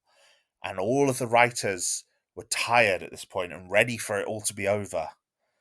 And then the editors changed again, and Budiansky was replaced alongside all of the other group editors by X-Men group editor Bob Harras, who now became editor-in-chief of Marvel, who had been promoted over Tom DeFalco's presumed successor, Mark Gruenwald. The reason Bob Harras had been promoted was due to his success with the X-Men line. Because, Age of Apocalypse, Onslaught, etc., they were all doing really well.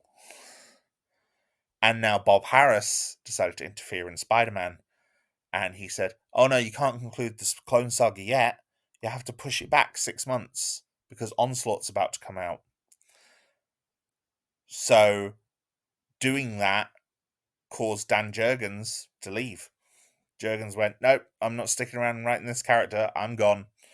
Nikezia went, because it was like, well, we can't wrap this story in a mini series. It has to be a final story.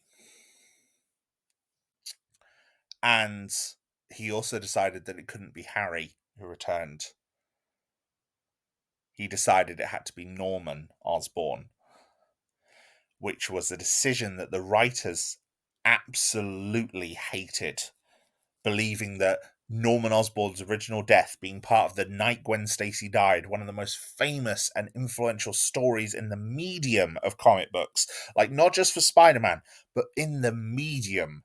Like the night Gwen Stacy died is pretty much universally accepted to be the story that ended the Silver Age of comics, because you had a main character die. Something that became quite common in the Bronze Age. And Gwen Stacy was one of the first. And one of the preferred characters. Like, she was the character that Stan Lee wanted Peter to end up with. But no, they got rid of her. And, like I said, the writers hated this decision. But Bob Harras insisted. And overall, I think some good things did eventually come out of Norman Osborn's return. Like, the comic books after the end of the Clone Saga turned him into almost like a Lex Luthor type character, and they did some very, very interesting things with him around sort of Secret Invasion and Dark Reign and stuff like that. But I do see why they hated it at the time. As glad as I am to see the character back, it's like how No Way Home brought the character back, but it's like he still has that death in the original Spider-Man.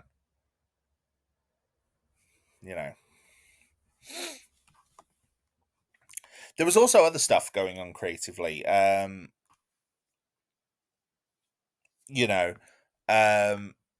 some of it was petty as well. Like, Townhouse told Marvel UK being a separate branch of Marvel, with some of its own characters, as well as obviously, licensed to use the existing American characters, to create new titles to sell in America.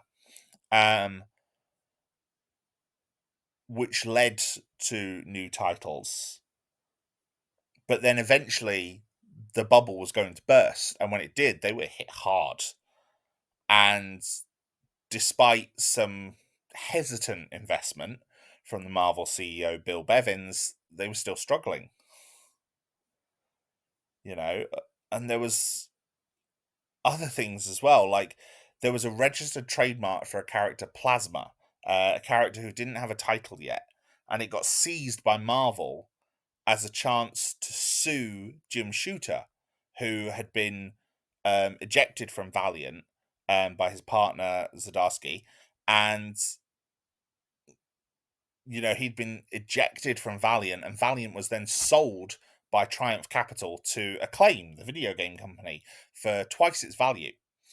And Jim Shooter had formed a new group and became Defiant Comics with River Group. And they wanted to use the name Plasma for a concept in the world that they were building.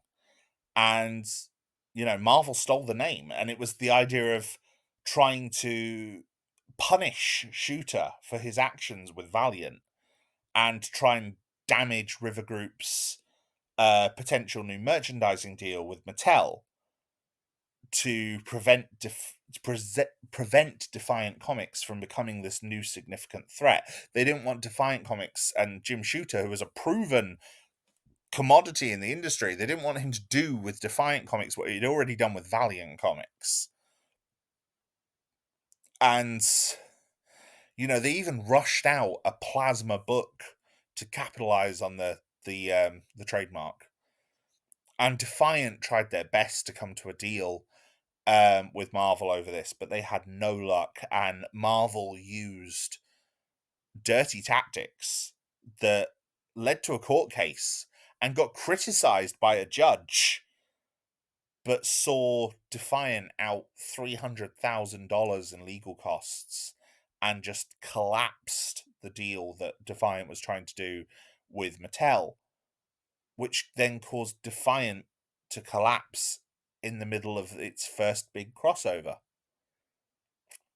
But at the same time as that was happening, Marvel UK also collapsed. It was no longer producing any new titles, and all of its assets were sold to Panini Comics, which is, where a lot of the reprints started that I mentioned earlier. Mattel had been interested in Defiant's new characters because they had become unsuccessful in reaching a deal with McFarlane to license Spawn. Like I said, Spawn was easily the breakout character from Image's line. And McFarlane even went to form his own toy company because he didn't want to compromise his vision. Like I said, the dude was trying to be a rock star and a rebel. And, it kind of worked. He made the film, he made the animated series, which went on to win an Emmy. And, Image were becoming successful. And McFarlane figures still exist now. They've produced some amazing figure lines over the years. And this then led Marvel to come back to Image, cap in hand, and approach them and ask them to take over some of their core comics off the back of the Onslaught story. Specifically Fantastic Four, Avengers, Captain America, and Iron Man. Okay. Because those comics weren't selling very well, and Marvel wanted to give them a shot in the arm. And Lee and Liefeld, especially, were really excited by the prospect, but McFarlane was derisory. He saw, Marvel coming back as something to them, something to gloat about, and something to look down on Marvel for. But eventually, the deal went through anyway, and it led to Heroes Reborn. And the idea was that after supposedly dying in battle with Onslaught, the Fantastic Four, the Avengers, Captain America, and Iron Man would find their histories reset and, in a new world where they were the only heroes. And, it was a reboot, and it was a popular reboot. It grabbed attention in the press. Wizard magazine caught wind of it, and editorial caught wind of it. And Mark Gruenwald, a passionate and very kind creative who for years now had been forced into the role of a corporate hatchet man. Like I said, Gruenwald had been suspected of being DeFalco's replacement as editor-in-chief. And I think a lot of the creative staff at Marvel really wanted that, but Perelman had sort of forced Gruenwald to be the one that was getting rid of people. because of how kind he was. He was being sent to fire people that he had worked with for years. Mark Gruenwald had been writing these comics for a long time. He'd done amazing work, a long history of work with the character of Captain America. And Captain America, who he had worked with for 14 years, was now taken away from him and given to Rob Liefeld. And one of the worst examples of Liefeld's art, which is criticized online, comes from that first Captain America issue 1, which features him with that ridiculous barrel chest. And the story is the most soulless, faux patriotic tripe. Mark Gruenwald left work at Marvel on a Friday with a copy of Liefeld's Captain America 1 that he'd been given by editorial to read in an advanced reading. He went home with it. He didn't come into work on Monday. Turned out that over the weekend, Mark Gruenwald, who, like I should point out, was a very noted health freak. Like, he took health and fitness very seriously. He was teetotal. He didn't smoke. He was a complete straight edge. Age 43, he passed away suddenly from a heart attack. And I think there's something quite poetic about the idea that part of that is because of what had happened to Captain America. As accurate as it may be or not, it's hard not to suspect that an aspect of it was there. As I said, Marvel and a lot of the comic industry had moved to a form of direct distribution. And the direct distribution involved two main groups, Diamond Distribution and Capital. And in the early 90s, both of them lowered their standards for comic distribution. This led to a lot more comic stores, a lot more stores opening and being able to sell comics. You didn't have to, there wasn't such stringent criteria to sell comics now. And what this did, this was to capitalize on the Spectator boom. It was to capitalize on these growing sales.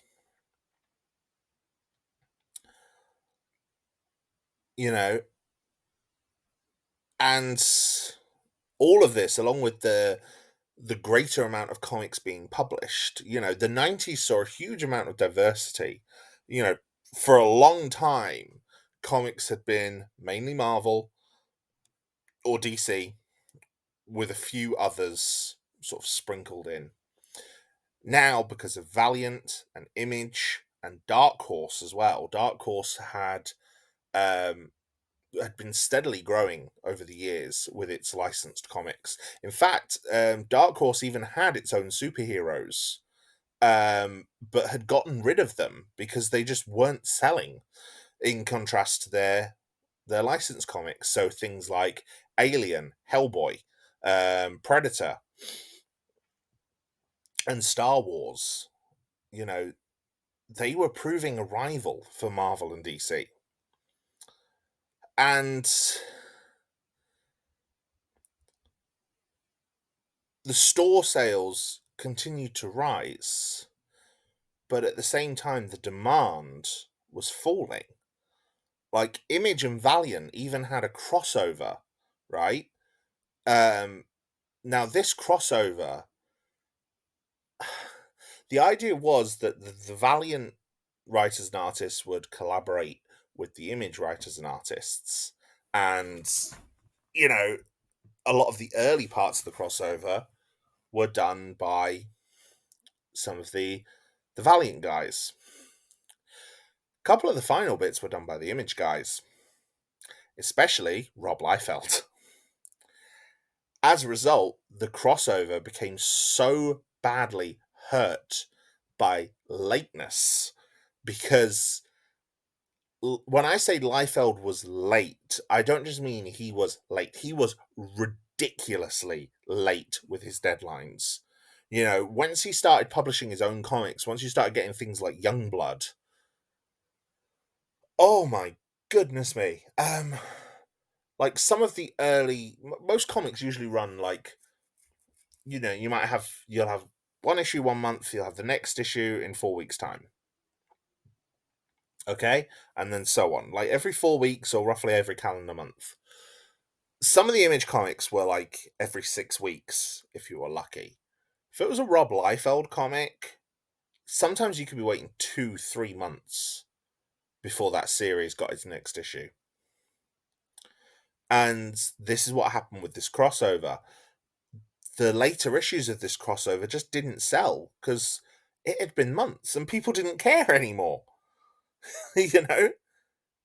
They just didn't care by the time it finally came out.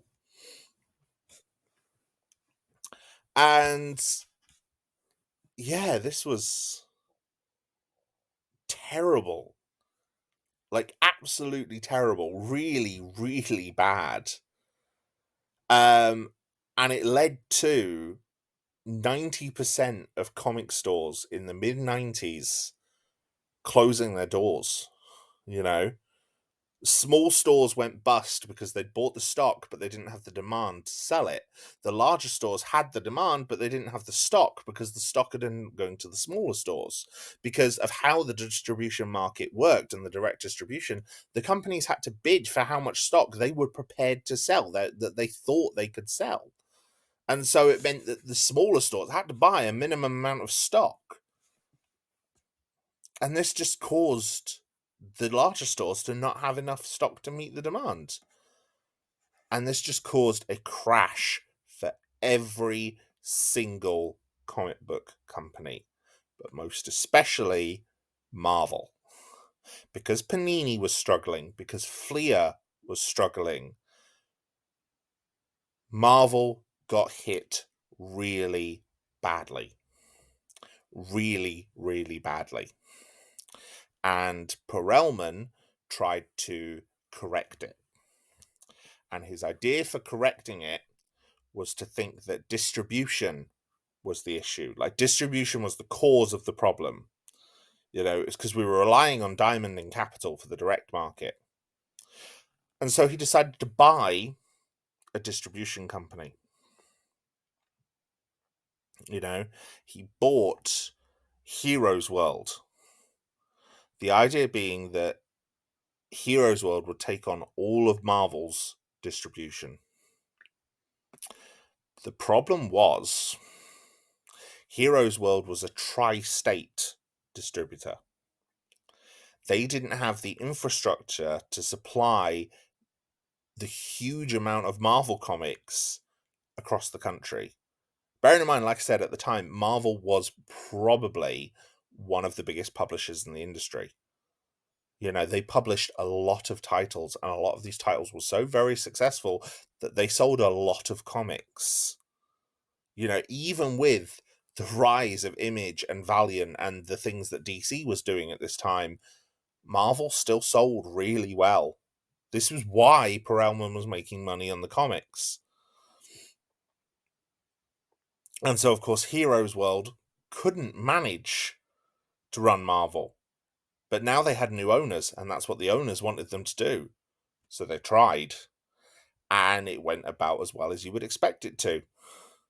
Apparently, the amount of phone complaints that were coming in caused the phone line itself to catch fire, which is just this incredible image. And the thing that backfired even more was, well, Marvel now looked like they had their own distribution company. Even though it wasn't necessarily a great one, they had their own distribution company. And so DC turned around to Diamond and signed an exclusive deal with bulk buying clauses, you know, which meant that the more comics from DC that Diamond bought, the better sales they would get, the better offers they would get from DC. This was them competing with Marvel in that same space. Because Marvel had also made Heroes World stop selling competitors' comics. Heroes World was only to sell Marvel stuff. So DC signed up with Diamond. And Dark Horse and Image then left Capital to join Diamond, because Diamond now had a whole load of better options because they were supplying them for DC, which meant they could supply them for other companies. So that's what Dark Horse and Image did. They went for the better options. And then this led to Capital going bust, which then meant that Diamond purchased Capital. And now they were the only game in town. They could negotiate even better terms when all of the contract renegotiation happens, because there was no competition. DC and Dark Horse and Image weren't going to go anywhere else because Capital was gone. They had to come back to Diamond. So now Diamond was able to try and get better terms for itself. And as you can imagine, that eventually got investigated for antitrust and, the idea of a monopoly. But the problem was, by that point, Diamond was the life support system for the entire comic book industry. It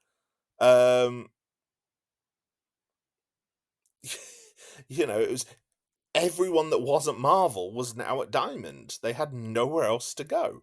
So they couldn't shut down Diamond without killing an entire industry. So they didn't.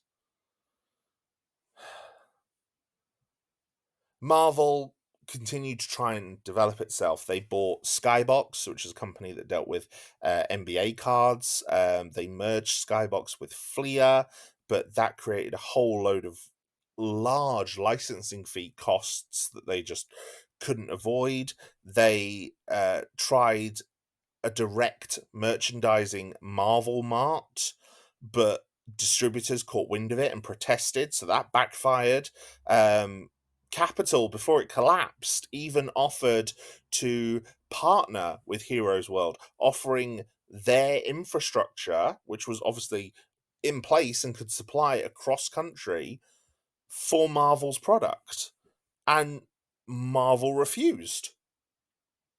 And then that led to Capital collapsing, and in their own hubris, Heroes World followed within a year, which just led Marvel back to Diamond in an incredibly weakened position.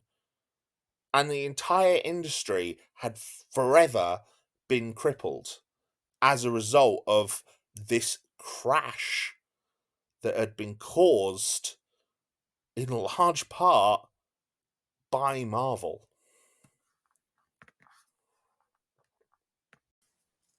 So while the crash itself was affecting the entire industry, every single company was also riven with its own problems. Marvel, for example, were very unhappy with Liefeld. The Heroes Reborn books were struck with his usual chronic lateness, and he was apparently also very awkward to work with. As a result, he was terminated. Marvel ended their contract with Liefeld, and they gave his books to Lee to complete. And Jim Lee did the Heroes Reborn series experiment type thing. It's a very interesting one. I think it was always planned to be a short-term event, but there's some interesting concepts in there. And in fact, the final crossover in the issue 12 of each series, which sees them deal with Galactus, is especially interesting. At Image, meanwhile, despite lots of strengths and a history of unanimous voting as the founders talked and solved through all of their problems between them, tensions were beginning to form. However, as each of them was its own company, the founders couldn't influence what the others did in their own books.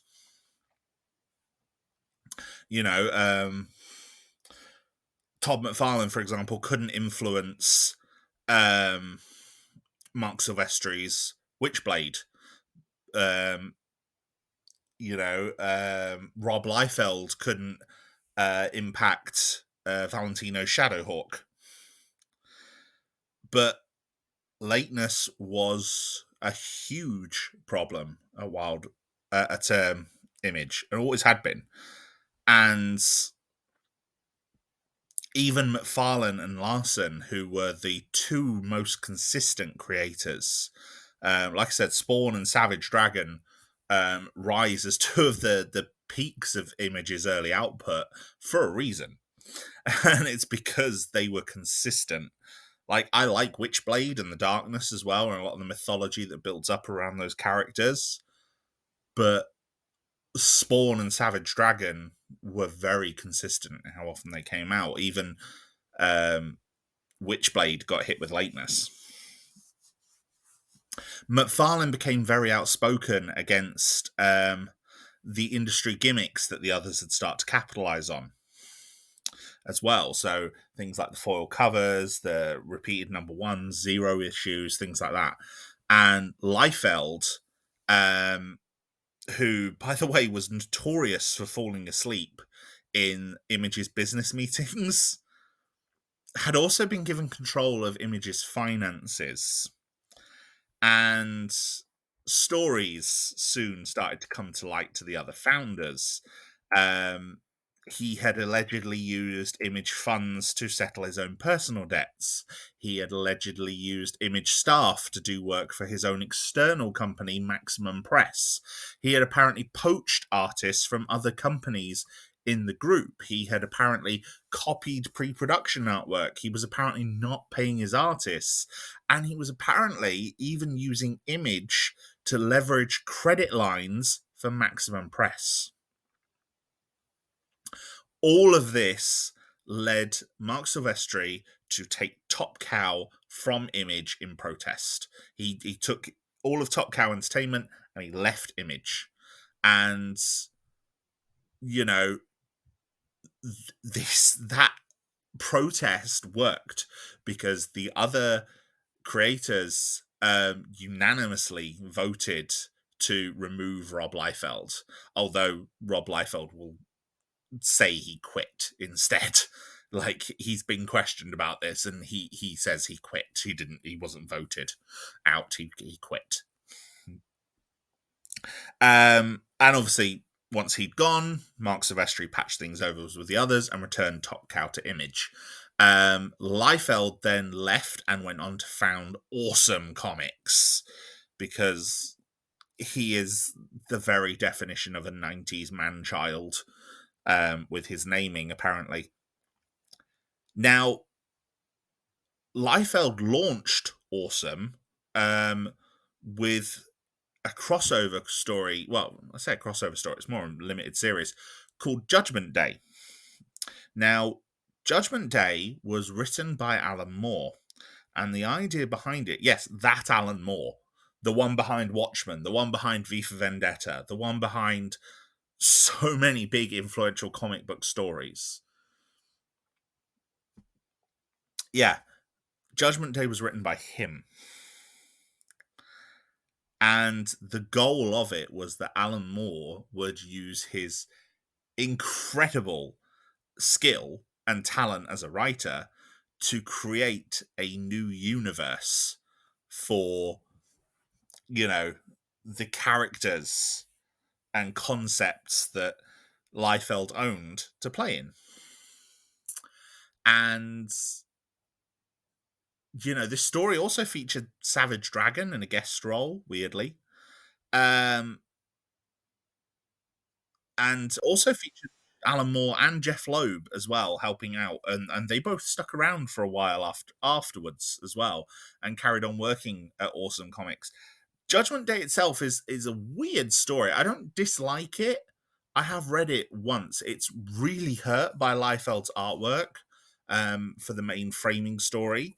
But the story itself is quite interesting. One of the Youngblood members gets framed for murdering one of the other or blamed for the murder of one of the other Youngblood members. And so a superhero trial ensues with a lot of superheroes in attendance. And by this point, the superheroes that he included not just included the Youngblood characters that he'd created, but also there was a character called Supreme, who was I don't know. How would you define Supreme? A Superman allegory. There was a Wonder Woman allegory called Glory, I believe. Of the sort of exemplifying some of these golden and silver age style characters. And in fact, Alan Moore went on to write Supreme and wrote him as a very straight play on the kind of silver age heroes. It's actually one of Alan Moore's more interesting works. And so, yeah, that was Judgment Day is quite good. I'd recommend reading it, or at least watching Linkara's video discussing it on Atop the Fourth Wall. It's definitely one of the more interesting Alan Moore stories out there. There's a lot of mythology in it. It does a really good job of building a new world, which was its intention. But Awesome Comics would then go on to lose one of its major financial backers, and by 2000 was closed. Which then led Alan Moore to go to Wildstorm to work on a new line there. Alan Moore himself, with his own history with comics, especially Watchmen at DC, he was very much a fan of the Image guys. And their whole idea of creator-owned comics, because that's the whole reason he wanted the Watchmen characters from DC. And he wanted to work with this new line at Wildstorm, but that got sabotaged because Jim Lee went and sold Wildstorm to DC. A move that Liefeld publicly mocked. But Alan Moore decided to stick with a line that was called America's Best Comics, so ABC. And I think it was a subsidiary of Wildstorm. And the only reason he decided to stick with it was because he had promised work to some of the people who had left Awesome with him, and he didn't want to leave them out of work. There's been a lot of stories recently about how bad it can be to work on comics. There was a whole Twitter thing a few days ago now about it. And yeah, there's been a lot of dark stories, so I can understand why Moore was wanting to help these people and keep them in work. And it's a good thing he did, because this line actually led to some of Alan Moore's most famous things. Tom Strong, Promethea, Top 10, and obviously the Eisner Award-winning League of Extraordinary Gentlemen.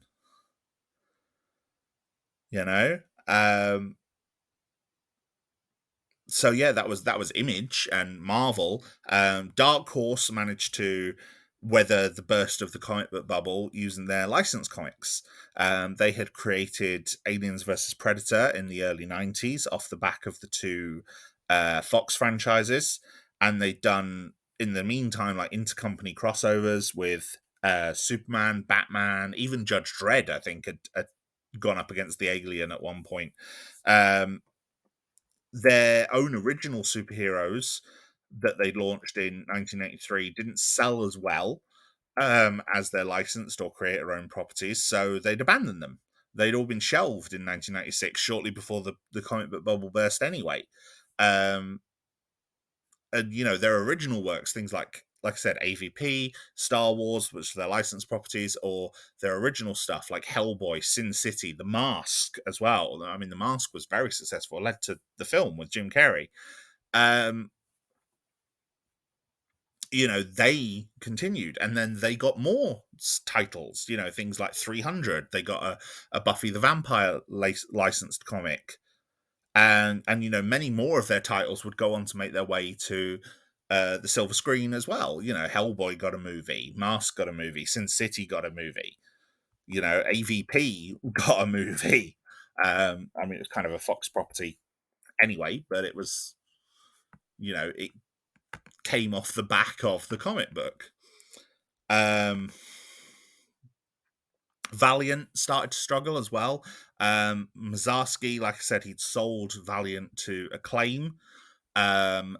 They had hired some of the top talent at Marvel and DC with these huge paychecks, because Acclaim just decided to throw money at the comics to try and license them and build them up so that they can make games out of them. And, the comics would be built in promotion for these video games. And so they decided to try rebooting the comics after a new event that had recently been successful, as well as launching new license titles. And their license titles included Sliders, which was a series back in the 90s, and Magic the Gathering as well, which was just starting to make its way into comic book stores at the time. Comic book stores which already sold trading cards were now primed for something like Magic the Gathering.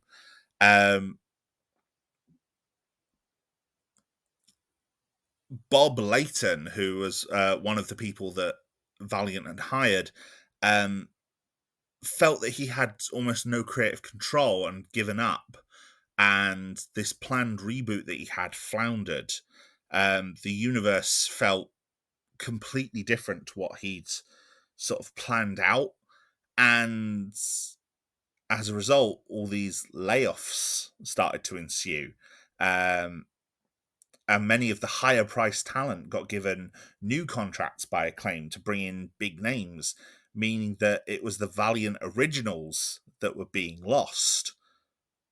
Bob Layton was one of Valiant's really early hires. I think Jim Shooter was still in the company when Bob Layton came on board. And so he ended up being lost. And Valiant tried to woo him back, and he refused. They gave Fabian Nicieza, who had left Marvel, the editor-in-chief role, and they launched Acclaim Comics. It was like a company-wide rebrand, turning Valiant Comics into Acclaim Comics, which they also used as a way of invalidating all of the old contracts so that they could get all this high-priced talent on less money, and rebooted the characters yet again to make them all perfect for video game adaptation. And it just continued to struggle. They launched a game on Shadow Man based on the Shadow Man character, and they advertised it on tombstones. Which obviously led to just the sort of blowback you would expect. They even got sued by the Olsen twins over a licensed game that they had made,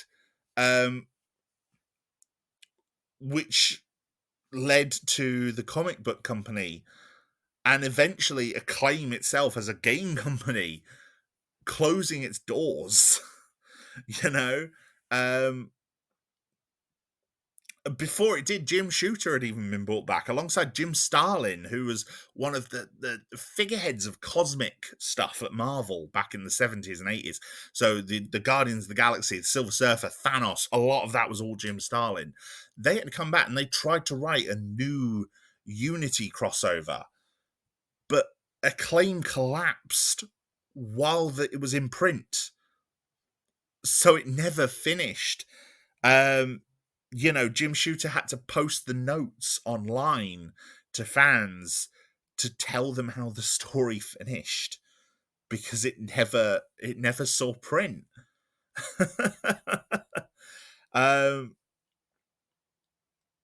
Valiant eventually would get restarted.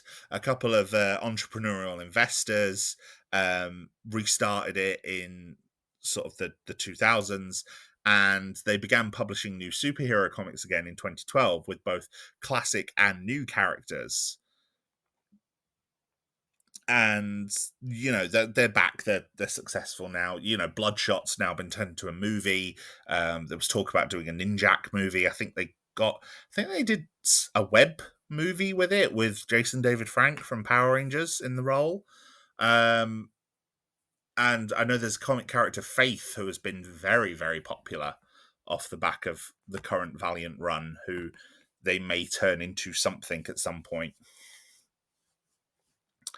um Christopher Priest was one of the artists who had become, well, not an artist, sorry, a writer who had become very, very big at Valiant. He'd been one of the big talents, and he'd been actually turning out some quite good work despite all the editorial wrangling, on a book called Quantum and Woody.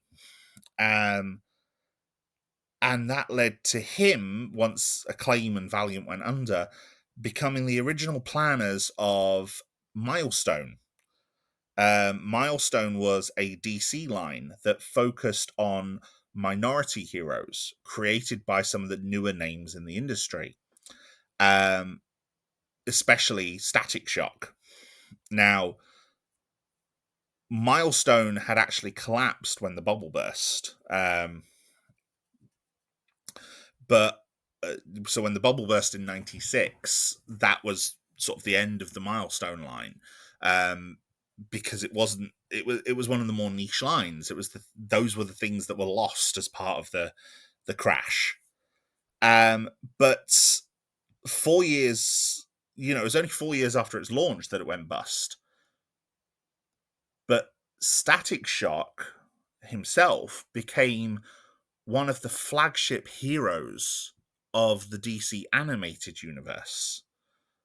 The DC animated universe had started in 1992 with Batman the Animated Series.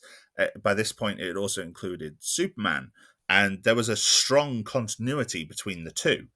It was the same Batman and the same Superman. It was kind of debatable whether a lot of the Marvel cartoons that were around at the time were existing in the same universe. Like, there was definitely evidence that some of them were, but there were also evidence that maybe not all of them were. Whereas with DC, no, they were very definitely the same universe. And Static Shock became the third solo series after Batman and Superman. And, he even featured alongside them in the later Justice League show. So Justice League and Justice League Unlimited guest starred Static Shock. DC itself was affected by the bubble bursting. I already said how they closed Milestone.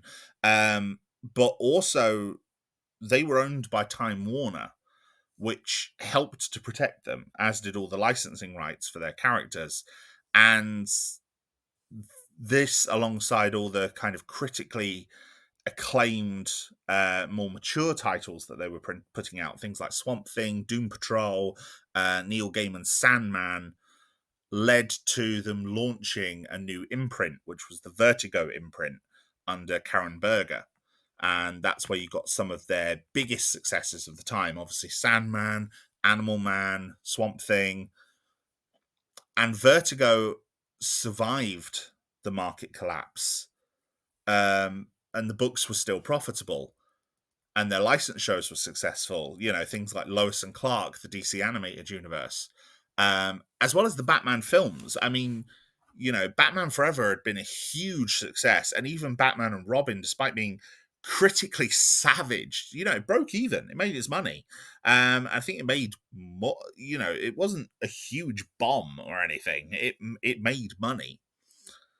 Um, and even the DC animated universe had even turned around and affected the comics as well. Like, the changing origins of characters like Mr. Freeze. Like, Mr. Freeze having a wife, Nora, who was dying, was something created by the Batman animated series. The introduction of Harley Quinn was something created by the animated series. And all of that stuff made its way to the comics, which was great. It really worked in the long term and kept kept the comics popular, kept people reading. So, yeah, while there was definitely a crash and it definitely hurt a lot of people, there was still success to be found. And don't get me wrong, the loss of something like Milestone was tragic. The idea of a diverse line that only lasted 4 years because of circumstances completely out of their control. Like, Milestone had great characters, and Static Shock has obviously endured very successfully, but they've got a character called Icon, who is a black Superman analog who was existed in the time of slavery.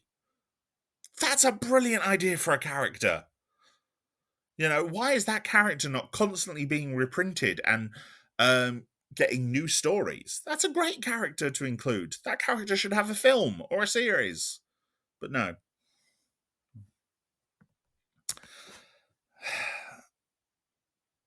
So, yeah, there were definitely successes.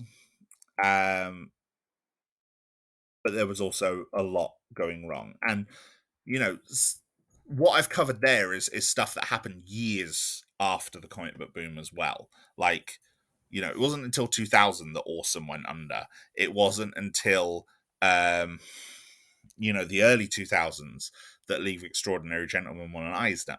It wasn't until the late 90s that Static Shock got a series. Some of this stuff took time, but it meant that those comics, Image, Dark Horse, DC, they managed to survive. Valiant was gone,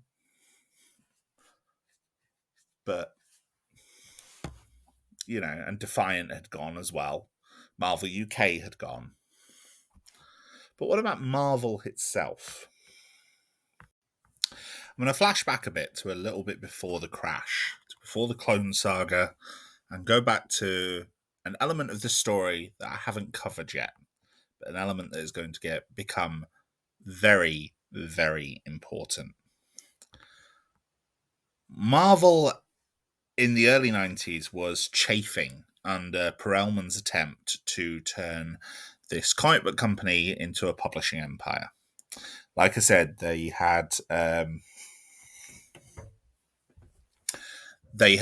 bought a paper mill, they had bought Malibu, they had bought new coloring processes. They even bought Heroes World, which is one of the things that directly led to the crash.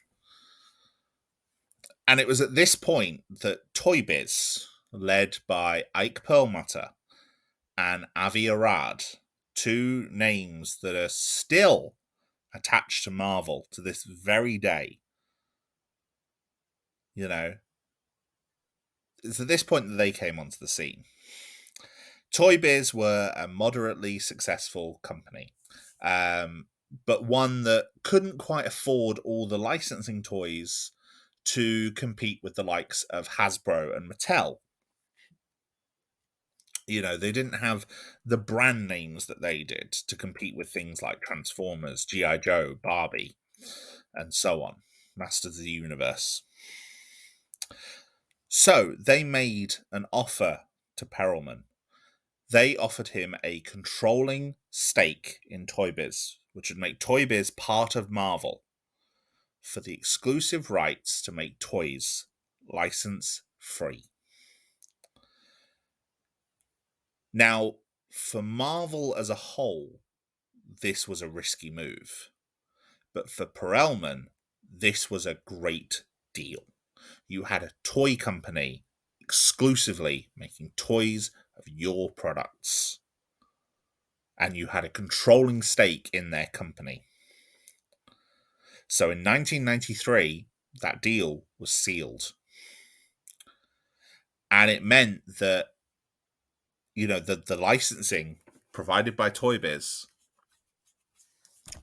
things like the X-Men action figure sales and so on, meant that even when the rest of the company started to fail, ToyBiz stayed successful. which led to Perelman deciding to buy ToyBiz outright to save the company, making ToyBiz itself a wholly owned Marvel property. And he created a whole load of new shares to do this, which diluted all of the existing shares and reduced the price of the value of all of the bonds. Right?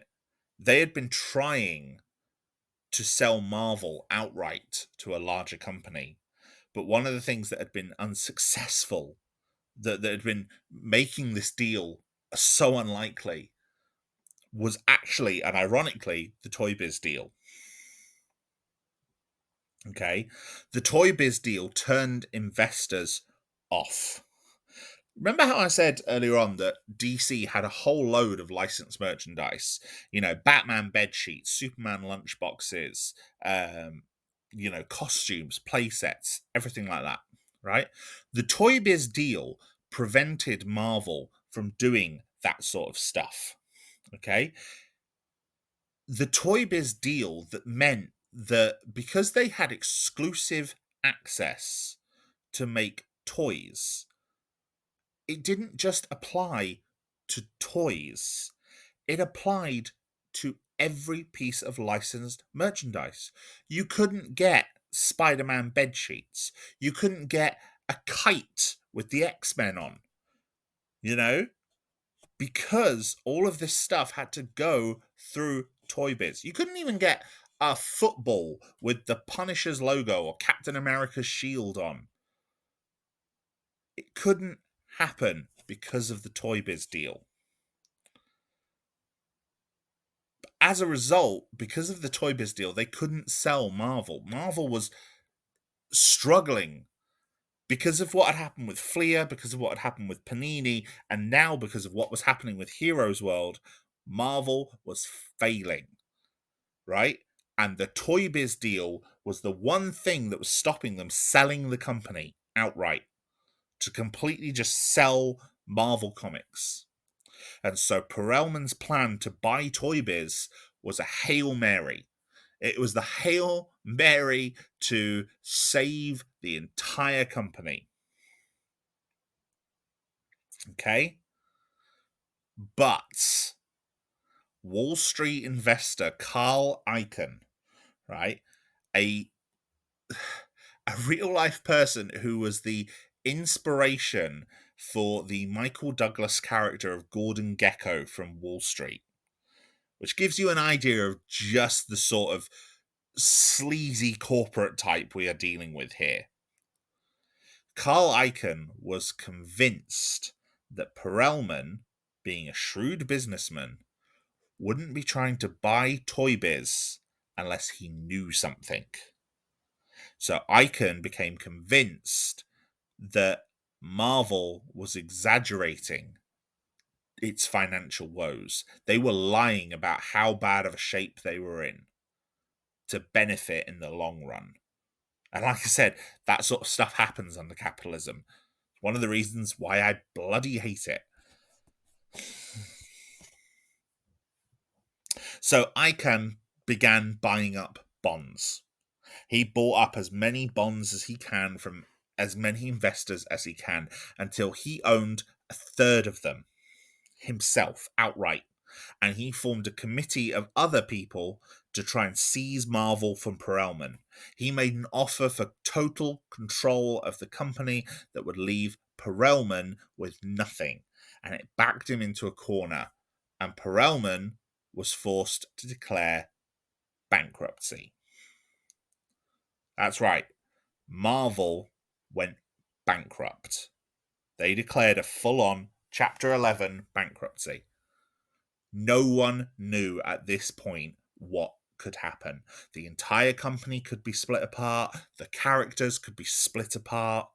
You know, Spider-Man could end up with one company, X-Men with another, the Avengers with someone else. This was completely unprecedented. So by this point, we've seen how Perelman's actions and what he was doing with Marvel had led not only to one of the biggest single causes of the Spectator boom and the resulting comic book crash, but had now also led to Marvel's bankruptcy. And, you know, so much of everything bad that was happening at this period was because of Marvel and this bankruptcy. And this is where things start to finalize, is due to this bankruptcy case. The case was handled in Delaware, and they decided to prevent Marvel losing any more value. The judge decided a business as usual approach, which basically means that Marvel continues to operate, people continue to get paid. Perelman brought in Bear Stearns to analyze possibilities for the court, and they agreed that the ToyBiz plan was the most likely to allow Marvel to pay its debts off. Icahn was a noted corporate raider who had crippled previous companies after making his money in the past. And so the third group was a banking syndicate led by Chase Manhattan that claimed to be owed $650 million. They were the courts were predisposed. Chase Manhattan were predisposed to Perelman. They'd had previous relationships with him. However, Icahn promised them 2/3 of what they were owed immediately if his bid was successful. Perelman decided to stop fighting and offered to give Icahn. He offered to give up to Icahn in exchange for him and his people not being liable for their decisions and ToyBiz being passed up, so that Perelman could. I think his plan was to buy ToyBiz off the result of that, but separately, away from Marvel.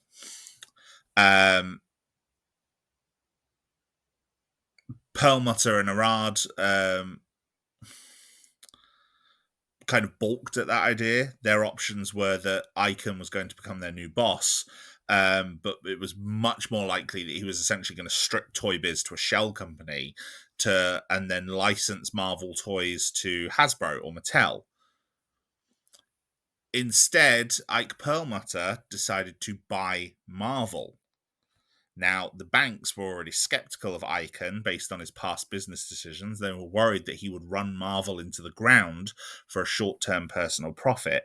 So they suggested that ToyBiz, in order to buy Marvel, would need to put up $545 million, which ToyBiz agreed to after checking the books, which then put Perelman in the middle of Perlmutter and Icahn. Now, these negotiations were running up to the Jewish Passover, and many of these people involved, including Perlmutter and Icahn, were Jewish, all right? And so they took the Passover holiday off. But then Icahn's party struck first in the immediate aftermath, seized control of Marvel through the court, and forced ToyBiz and the banks to force a restraining order. Icahn was focused at this point on the principle of the whole matter. He didn't want to lose to a small toy company after having seen off Perelman, who was a billionaire rival of his. You know, the idea that he would lose to ToyBiz balked him more than anything else. So Perlmutter backed off from the banks and tried to seek an independent deal with Icahn. But by this point, the judge prevented the funds that were being used to keep Marvel afloat from paying the lawyers. Because the judges at this point were just sick of all of them and didn't want the funds that were being used to keep Marvel running, paying the lawyers and just dragging them out, this whole thing out even further. Now, while all this was happening, Marvel and DC were both still turning profits on their books, and they were working on crossover events. They even worked on crossover events with each other. There was a Marvel versus DC crossover event that happened at this point, and that led to the Amalgam comics as well. Now, Marvel versus DC was great. It's a very small, self-contained story, and it's impacted in some ways by the fact that, for example, it's it came out in 1996. It was around the shortly before, shortly after the boom. I think the crash. I think it was happening around the same time. May even have been just before Onslaught as well. And so it was like Ben Reilly was the Spider-Man in the crossover, for example. But 11 of the fights, there were 11 main fights in the story, and 5 of them, I think, were voted on by the public. And the votes went the way you would have thought, for the most part, actually.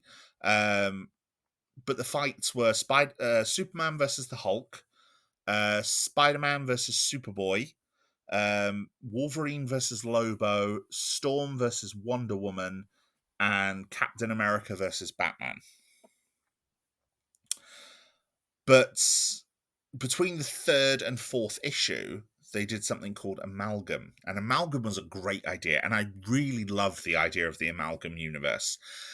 The Amalgam universe was it's essentially the Marvel and DC universes started to fight because these two beings that sort of embody the universe became aware of each other and confronted each other and fought through their characters.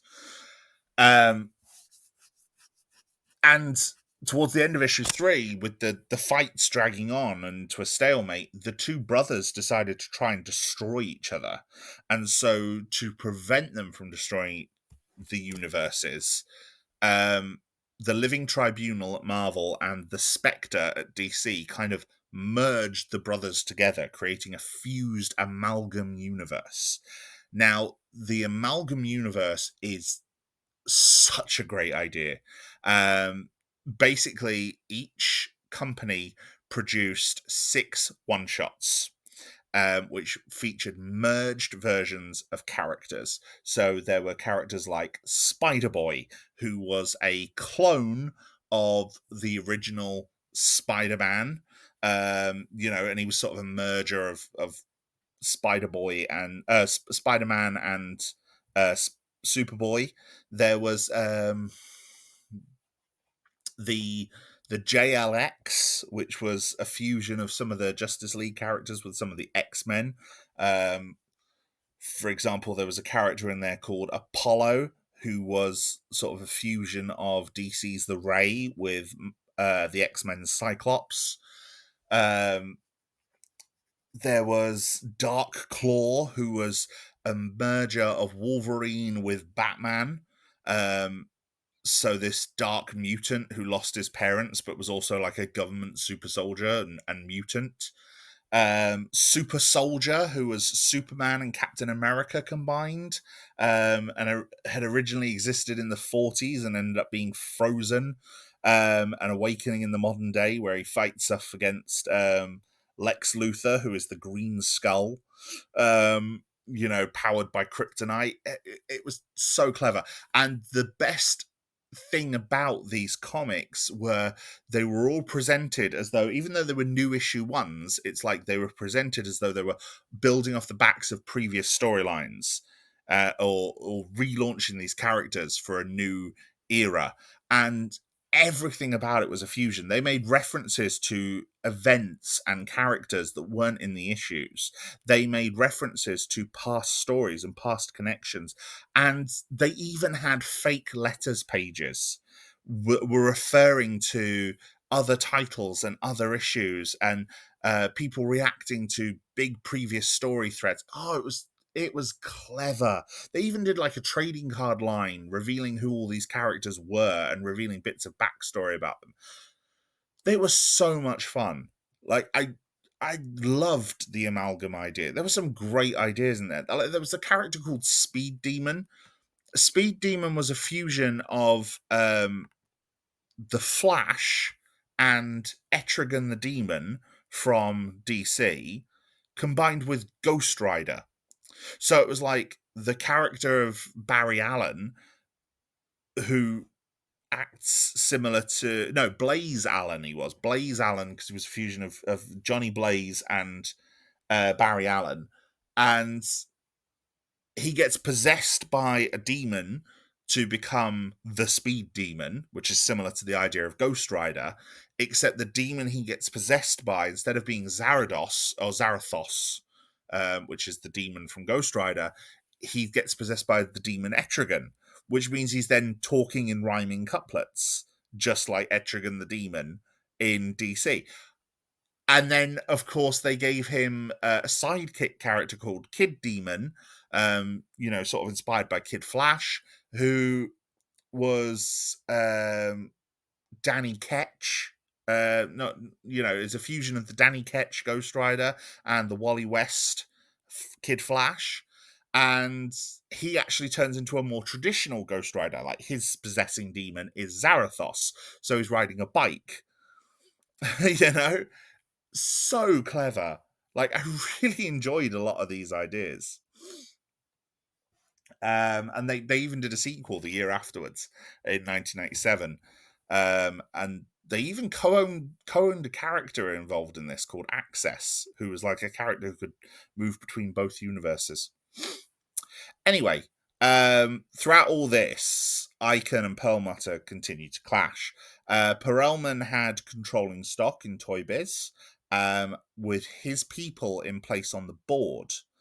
Icon replaced them, but Perlmutter didn't recognize the new directors Icon appointed, as the stock no longer existed, which gave them no authority. And so he appointed his own people.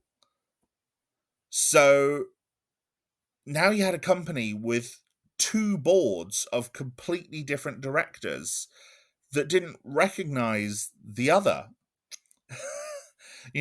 Avi Arad, who by this point was working with Marvel Studios, Marvel Studios, which had been set up originally under New World, and was responsible for the Marvel animations and talks and plans for TV shows. He was working on the animated shows and all the potential live action future. He managed to get the deal started with Blade. And in fact, the Toy Biz licensing deal had been part of the thing that had hurt a lot of these potential films, because it meant that studios couldn't seek any merchandising rights, which discouraged any investment in the characters. And many of the main characters' rights had already previously been sold by either New World or Perelman, and usually for pittance compared to what they were worth. For example, Fantastic Four, where the Roger Corman movie, the famous Roger Corman Fantastic Four movie that was made never to be released, held the rights for Fox, despite the fact it was made purely never to be released. It was the fact that it was made that kept the rights. You know, um, so Arad was working for both sides. He ended up working, for Toy Biz and Marvel, and he was stuck in the middle. And I've said a lot of negative things about Avi Arad. He's made some questionable decisions in running these companies. Like, for example, he was the one that forced Venom into Spider-Man 3, because his argument was that, well, Venom sells toys. Venom's a popular character. It's mainly because Avi Arad likes Venom. But he is passionate about these characters. He was a key character in getting Spider-Man and X-Men and all these other movies in the early 2000s made. And he was because he was just determined to see them in film. But the order came to fire him from Marvel Studios. There's an order from Marvel Studios to fire Avi Arad. And they had to get rid of him. Meanwhile, Bob Harris, who's still editor-in-chief at this time, he's having to continually change direction to accommodate the new owners. Combine that with all the layoffs that are happening, because there were constant layoffs throughout this process.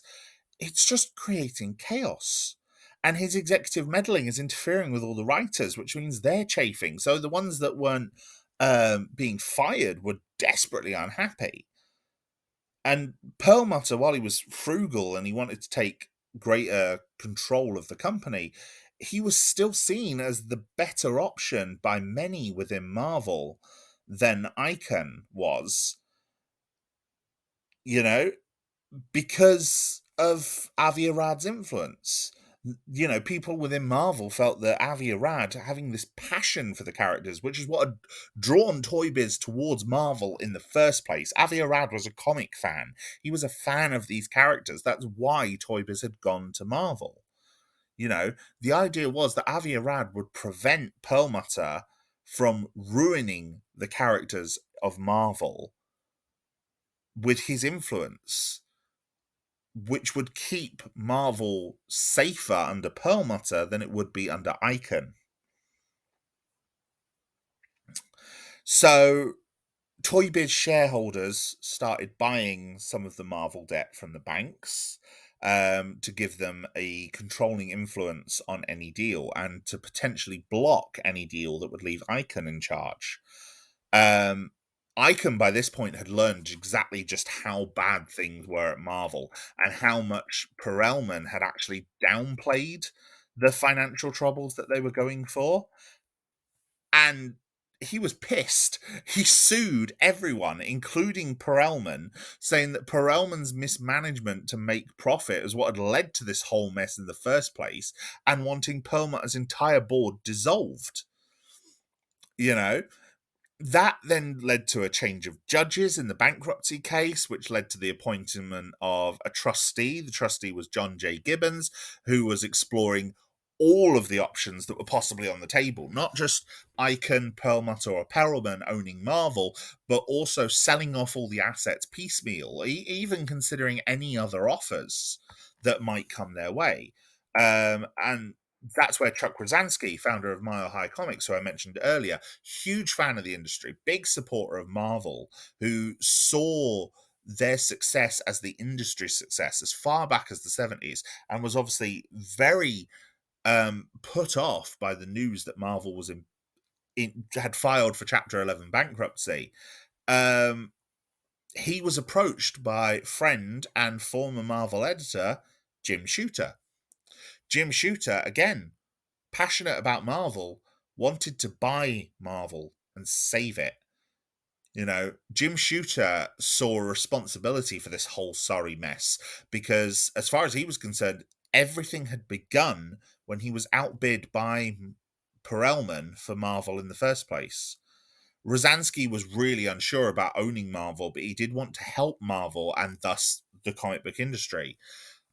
So he went with Shooter, he teamed up with him and took a look at the books.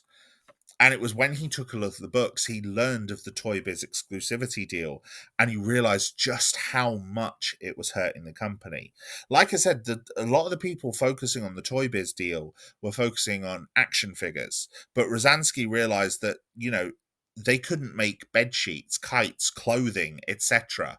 because of this deal. They couldn't even make, you know, they could barely make stickers. You know, they could only really make stickers because they own Panini. You know, but even then, the Toy Biz deal affected it. You know, as a result, the company was worth a hell of a lot less than both Icon and Perlmutter were offering. But both of them already had so much capital tied up in the whole legality and the ongoing case, and so much pride tied up in it as well.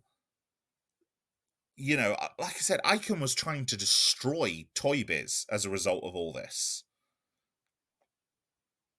You know, and because of the amount of money these people were putting into it, there was a whole sunk cost fallacy. As a result, even though Rosansky and Shooter could probably afford what Marvel was worth, they couldn't afford what the people involved wanted for it. And they had to walk away. Despite how much they wanted to fix it, they couldn't do it. You know? I can even turn around and sabotage Gibbons, the trustee. He had an employee at his firm who worked for Gibbons had an employee at his firm who worked for Chase Manhattan, who was one of the debtors in the past, and so he wanted Gibbons removed as a result, citing conflicting interest. Most people agreed that it was like really ridiculous legal posturing, but Because of this, the judge ruled that Gibbons remained, but without his firm. Gibbons needed the firm to manage the case as a trustee, leading to fighting between Gibbons and the judge that had appointed him, as Gibbons then went above that judge to appeal. Gibbons eventually approved the ToyBiz offer, but the judge refused to approve it until a stay on the case was lifted by a higher court. Icahn tried to secure a final deal to try and recoup some of the losses that he'd incurred on this whole thing, which Gibbons approved as it would be seen as a global deal. So eventually the whole sorry mess concluded. Icahn was given this face-saving deal. Perelman escaped any recrimination over all of the junk bonds, as everything was, like I said, legally watertight. Despite the fact that most of the cases he simply just pocketed the money. The whole thing is terrible and such a gross example of rampant capitalism and the damage that it can do, and it's so awful. The whole thing is awful. But eventually it was sorted and Marvel could begin again, which is what they did. Now, as I said, as Chuck Rosansky said, the health of the comic book industry depends on the health of Marvel Comics. With the bankruptcy case finally sorted, Marvel was no longer likely to fall, but they were still a long way from being healthy, just like the rest of the wider comic book industry in general.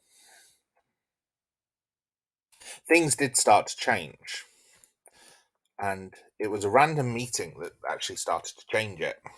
A former executive at Marvel named Joe Calamari, who had been bought in by Icahn for networking, and was coincidentally the man who had been responsible for firing Avi Arad, met former Valiant artist Joe Quesada. Quesada had been one of the new talent that Valiant had fostered before they'd went under.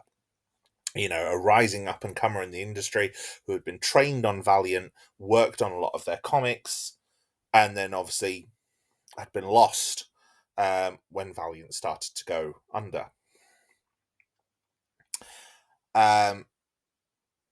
Joe Quesada and his longtime collaborator Joe Palmiotti had a new company, Event Comics, and they offered to work with Marvel in a similar way to how Liefeld and Lee had during Heroes Reborn, but for a fraction of the price. And not only that, they also promised top-tier talent due to their industry connections and their quite modern production. Event Comics had been doing some very revolutionary kind of stuff. Now, this deal was approved, and they were given 4 titles to sort of cut their teeth on. Those titles were Daredevil, Inhumans, Punisher, and Black Panther. Okay, this was the launch of the Marvel Knights line. Kevin Smith, yes, that Kevin Smith, and Joe Quesada got Daredevil, and they created a story that was amazing and led to one of the longest runs, one of the most influential runs that Daredevil has ever had. Christopher Priest, who came back to the comics at this time, took over Black Panther. Paul Jenkins, who had cut his teeth on Hellblazer and become very famous there, and image artist Jay Lee took over Inhumans. And in fact, their work on Inhumans won an Eisner Award. And Punisher was eventually, not straight away, but was eventually given to former Vertigo writer Garth Ennis, the same Garth Ennis who worked on Preacher and The Boys. Well, The Boys came later, but still, Preacher. This Marvel Knights line became an overnight success, despite bitterness in the studio, as many of the creators at Marvel felt that if they had the similar money and support that Event Comics was getting for its work, they could make similar work to Marvel Knights.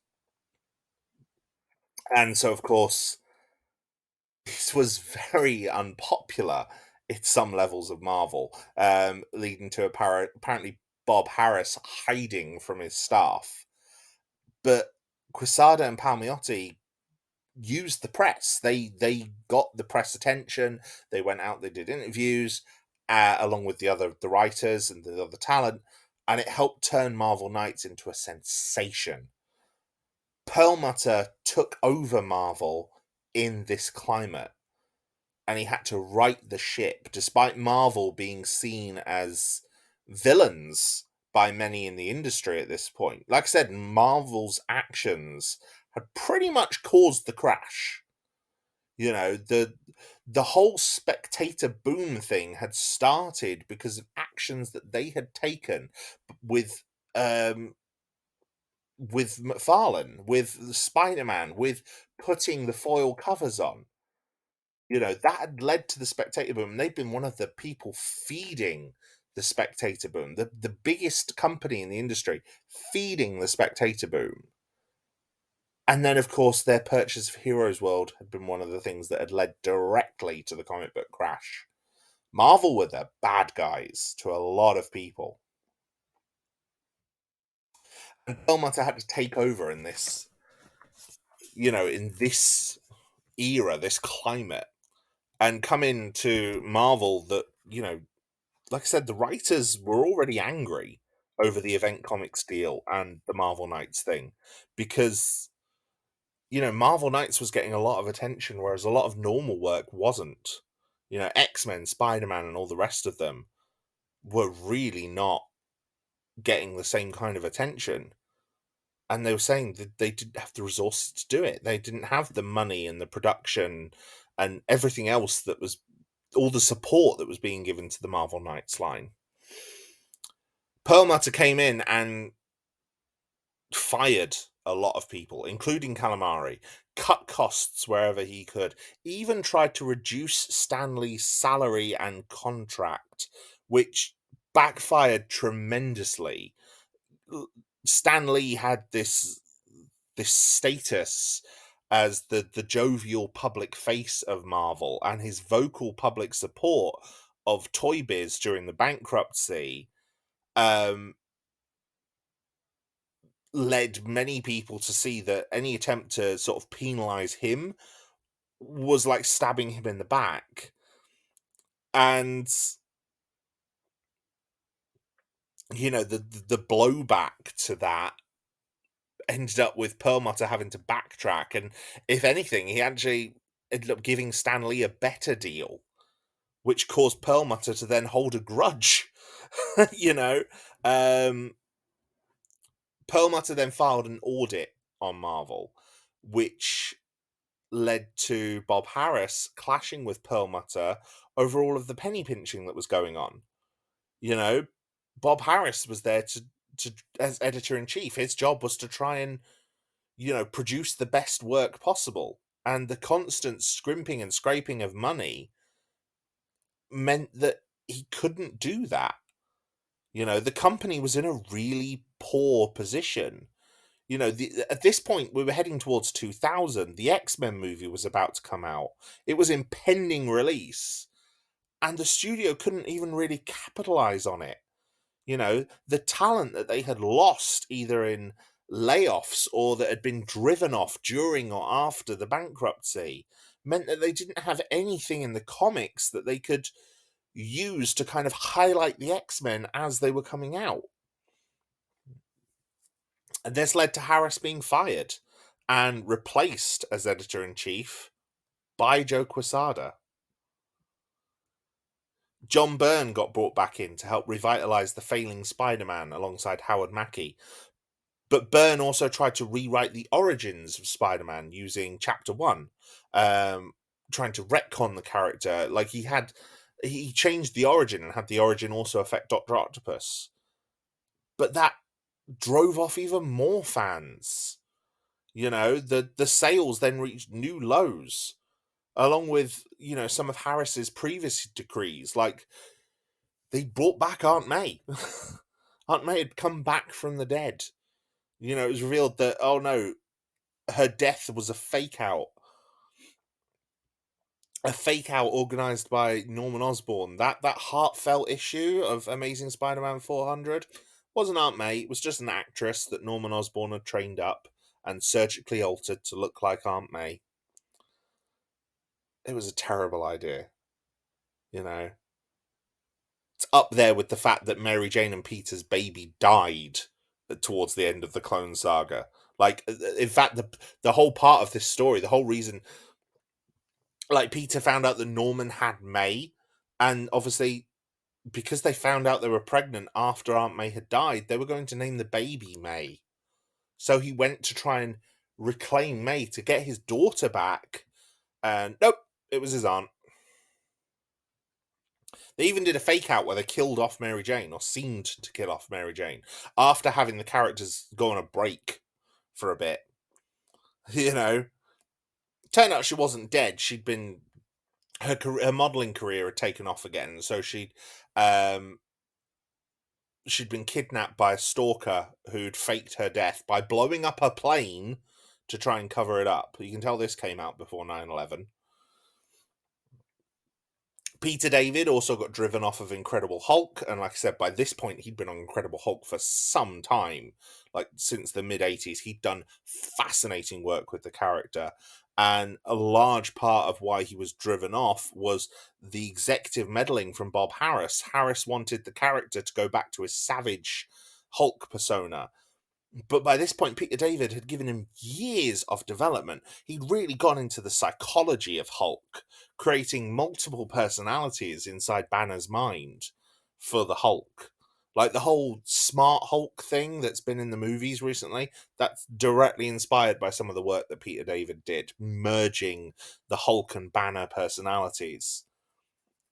And this led to David being fired and Hulk losing readers as well. Hulk had been steadily building this loyal audience. Nope, gone. Title was relaunched. Savage Hulk came back. Bill Jemas, formerly of Skybox, became Marvel's president, appointed by Perlmutter. He agreed with the back to basics approach and decided to spearhead Ultimate Marvel. Now, the Ultimate line of comics was going to be a retelling of the origins of the universe as almost a fresh start for the line. New comics that, people could get stuck into, collected. They were going to have collected reprint volumes as trade paperbacks that would be easy to pick up, that would be sold in bookstores, and they would come without the decades worth of continuity. Completely new, completely fresh. And it became a line of comics in its own right. Never more than 4 or 5, but a small line within Marvel. And Brian Michael Bendis and Mark Bagley were the two that started it with Ultimate Spider-Man. Now, Jemas was already not popular with fans due to many of his gaffes that had showed a derision of fans based on some very, very tired tropes believed about people who read comic books, such as saying that the readers of Elektra weren't interested in the character, they were just grown men masturbating in their parents' basements while commenting on her spankable ass. Like, that's an actual quote by him. He described Elektra as having a spankable ass. So, bit of projection there, maybe. This and other failures led to derision of things like the Max Comics line. Now, the Max Comics line was the idea of producing a line of adult-oriented comics. Comics that could tackle darker storylines, that could feature more explicit violence, gore, sexual content even. And there had been some very notable successes in this, like Garth Ennis's Punisher had become a huge success. Brian Michael Bendis's Alias, which featured the character of Jessica Jones and became a huge inspiration behind the very, very good Marvel Netflix Jessica Jones series. With her story with the Purple Man and things like that. So much of that came from Alias. And, Alias and Punisher had both done very well, but there'd also been plenty of controversies. Um, Things like the Fury series, which had the character of Nick Fury as less competent super spy and more a bit of a drunk and a bit racist at points as well, like leading to Stan Lee to actually object to the depiction of the character. Also, Rawhide Kid, which decided to make the character, the Western character of Rawhide Kid, gay, but a very, very bad stereotype, tropic, flaming queen of a gay character, which had led to Max almost being seen as like an anti-Vertigo.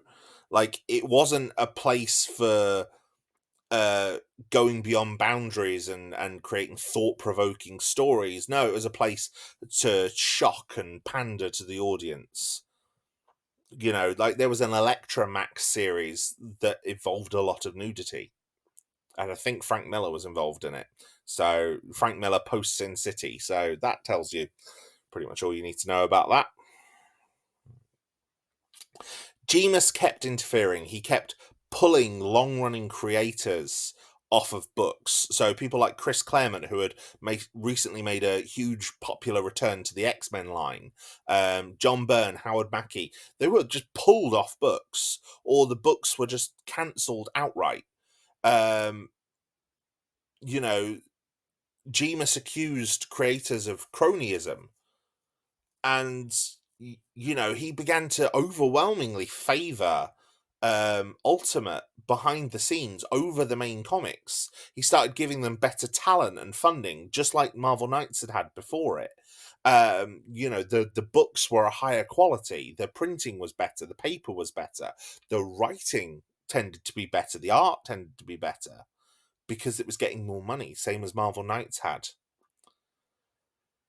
Peter David then challenged his new Captain Marvel book, a book that had been praised by Harlan Ellison, of all people, as being one of the best comic books around at the time, against Bill Jemas. Jemas had launched a title that he created called Marvel. I still, to this day, have no idea what Marvel is about. It seems like a slice of life type drama. All I know is it's been critically panned, called this awful disaster of a book. And the main thing I know it for is the fact that it has these ridiculous cheesecake pin-up covers of one of the main characters in it in lingerie or nude, but covered by things falling, lots of scantily clad poses.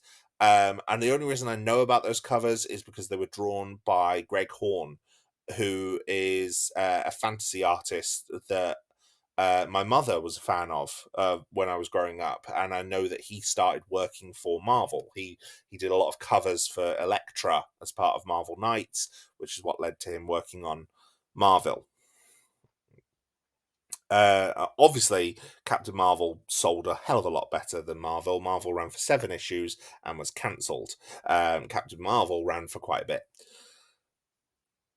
Marvel as a whole started to lose sales, and it ended with a smaller market share under Diamond than DC for the first time in years.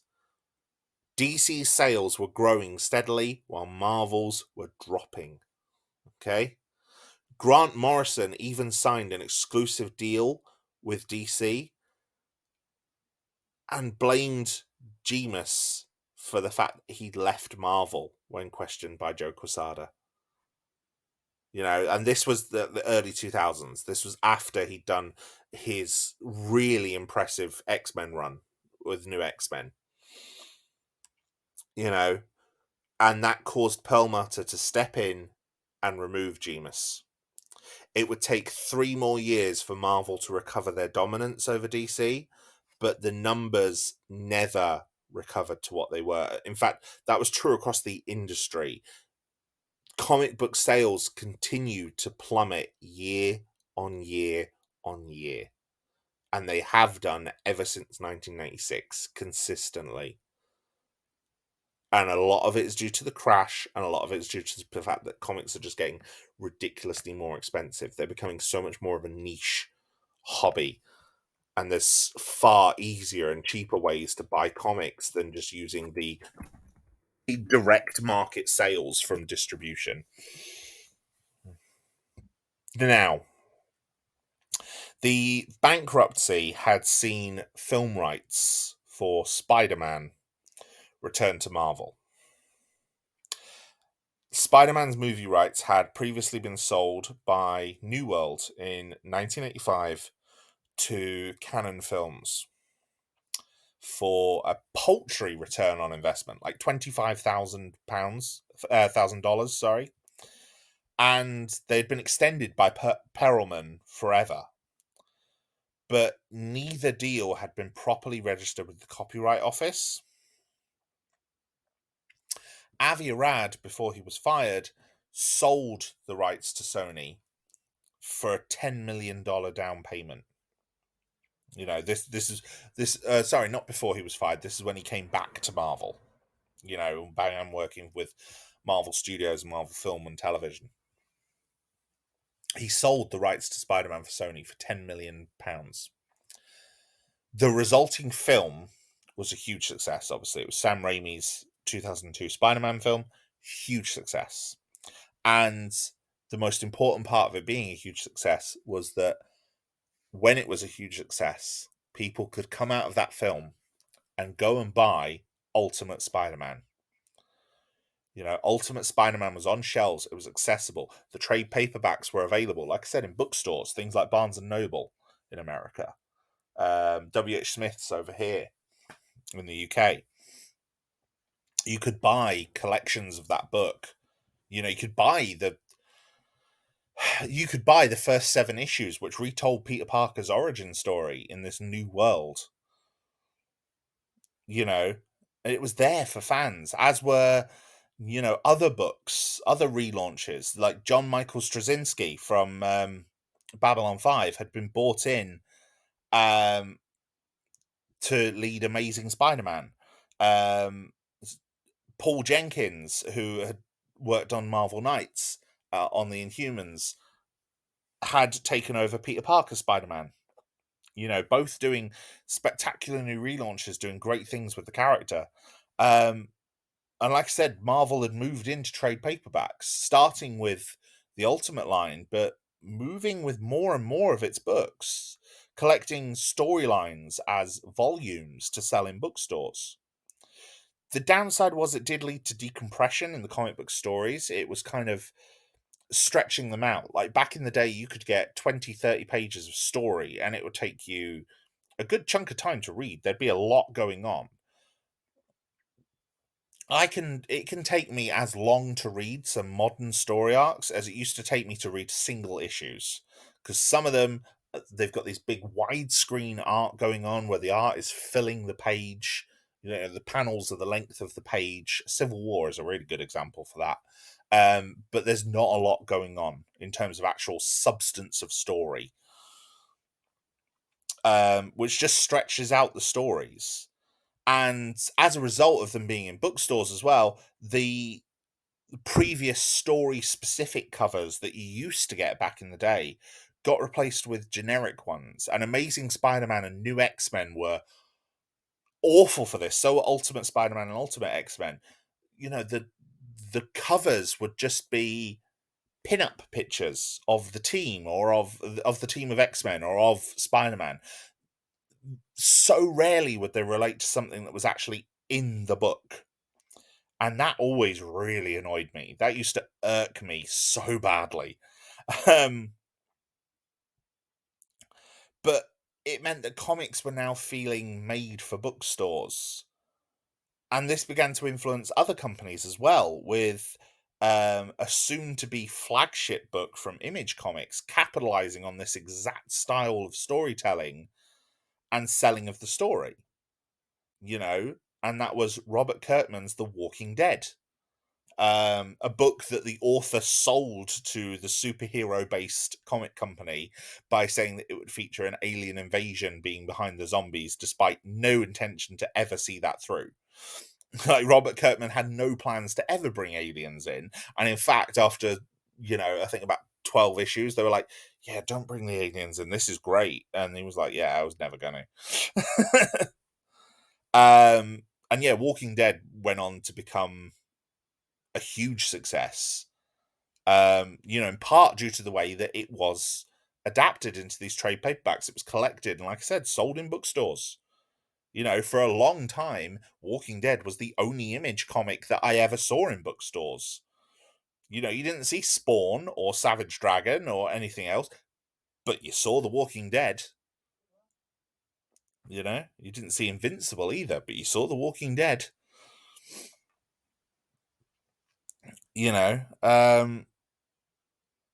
Avi Arad, who was back at this point as chairman and CEO of Marvel Studios, introduced Ike Perlmutter to David Maisel and suggested that they make their own films rather than relying on film studios and only receiving minimal profits back, suggesting that they control the films themselves and make a combined universe of characters similar to the comics and make the films themselves. And Perlmutter was sold on the idea. But Arad protested, seeing the films as being a riskier investment than the comics, and stung by what had already been a few misfires already.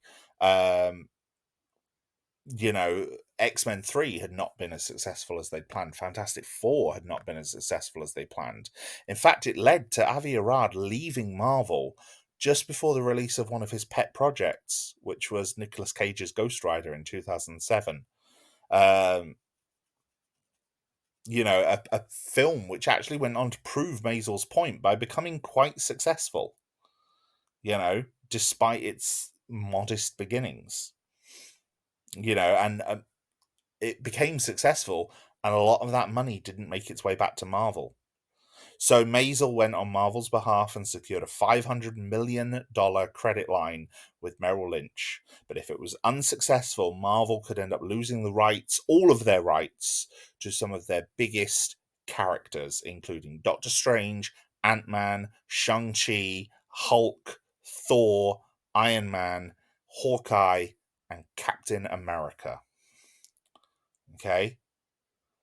Like, if this failed, not only would they be responsible for paying back a $500 million loan, but they could also potentially lose all the rights forever to those characters. They could have been taken off of Marvel. But they weren't. It led to the Marvel Cinematic Universe. It led to Iron Man, Incredible Hulk, Thor, Captain America, and eventually the Avengers.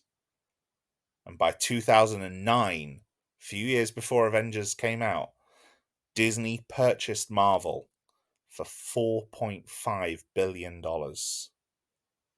Right? And, Marvel has gone on to continue to be successful. But I think it's very easy to argue that the print comic industry never, ever recovered to where it had been before.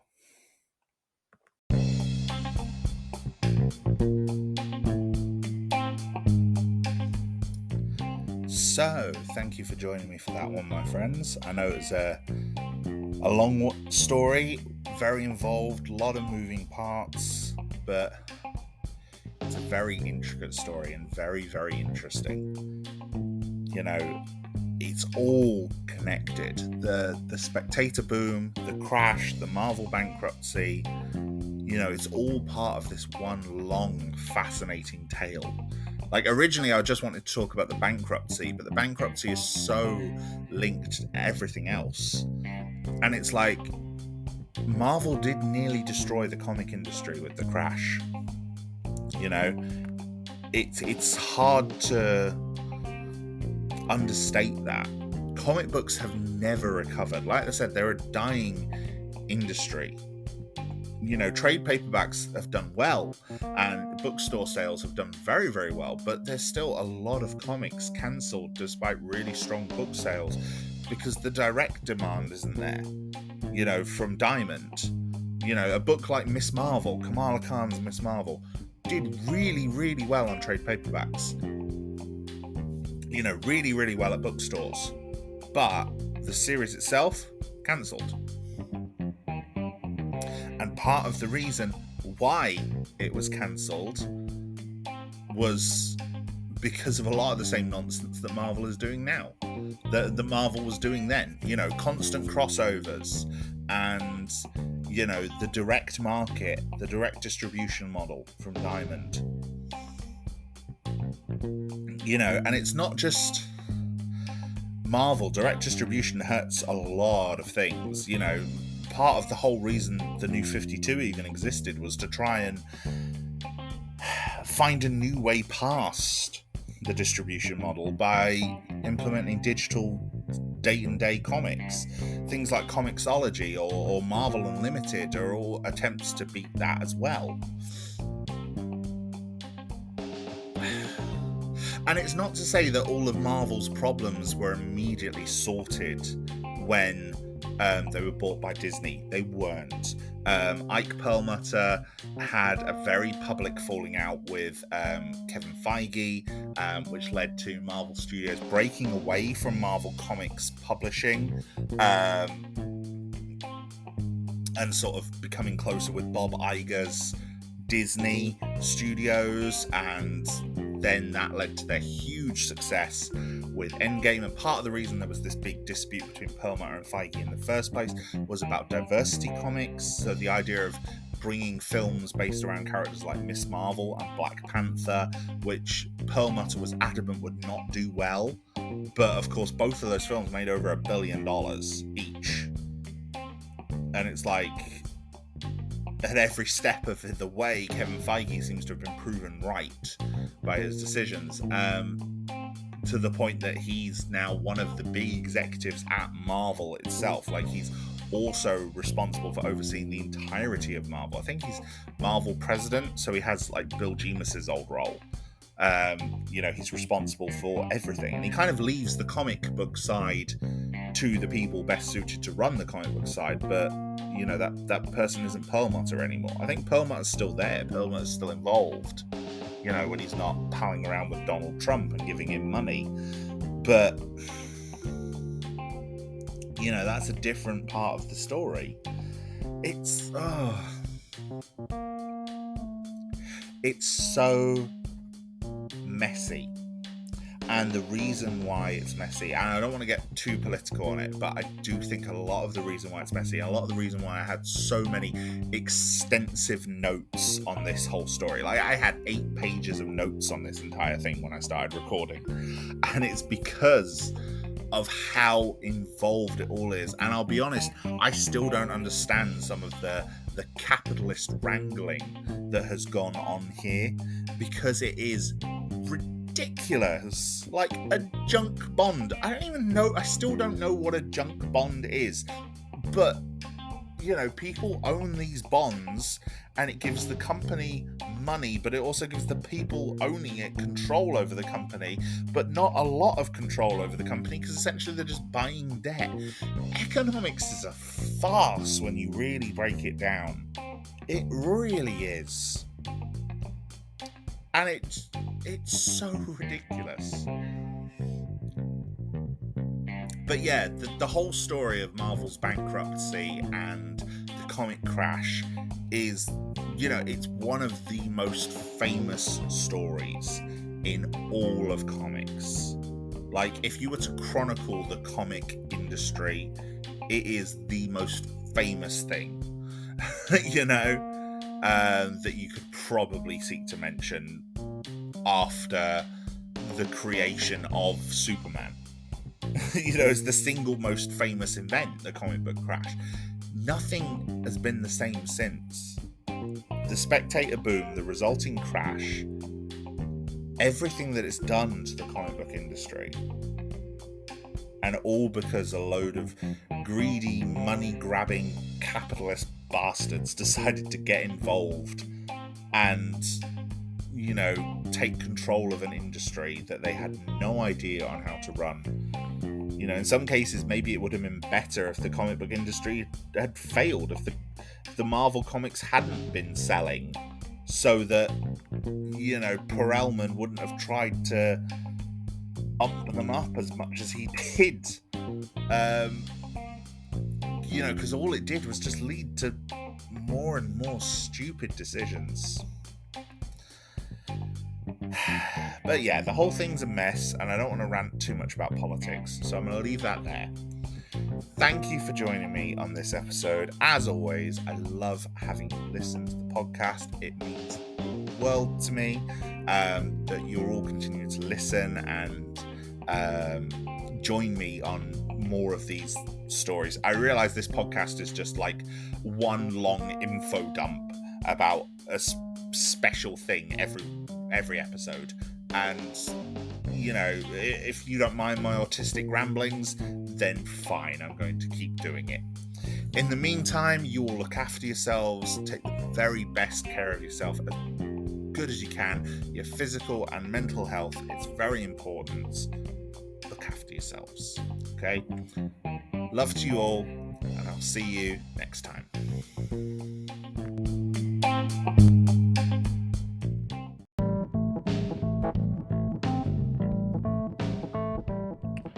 Thank you, my friends, for once again joining me on Garhdo Goes Geek. Your continued support for this podcast means the absolute world to me, and I am grateful for every single one of you who stays and listens to one of my episodes. It means the absolute world. Now, if you would like to engage more with me or the podcast, we have a Discord community, small but growing, and we now have commissions open on Ko-Fi. So if there's a topic you would like to see me cover, you can pay me to cover it. All funds will be used for legal purchase of the relevant items where I do not have them. Have a look on the link tree for more information. Until next time, look after yourselves.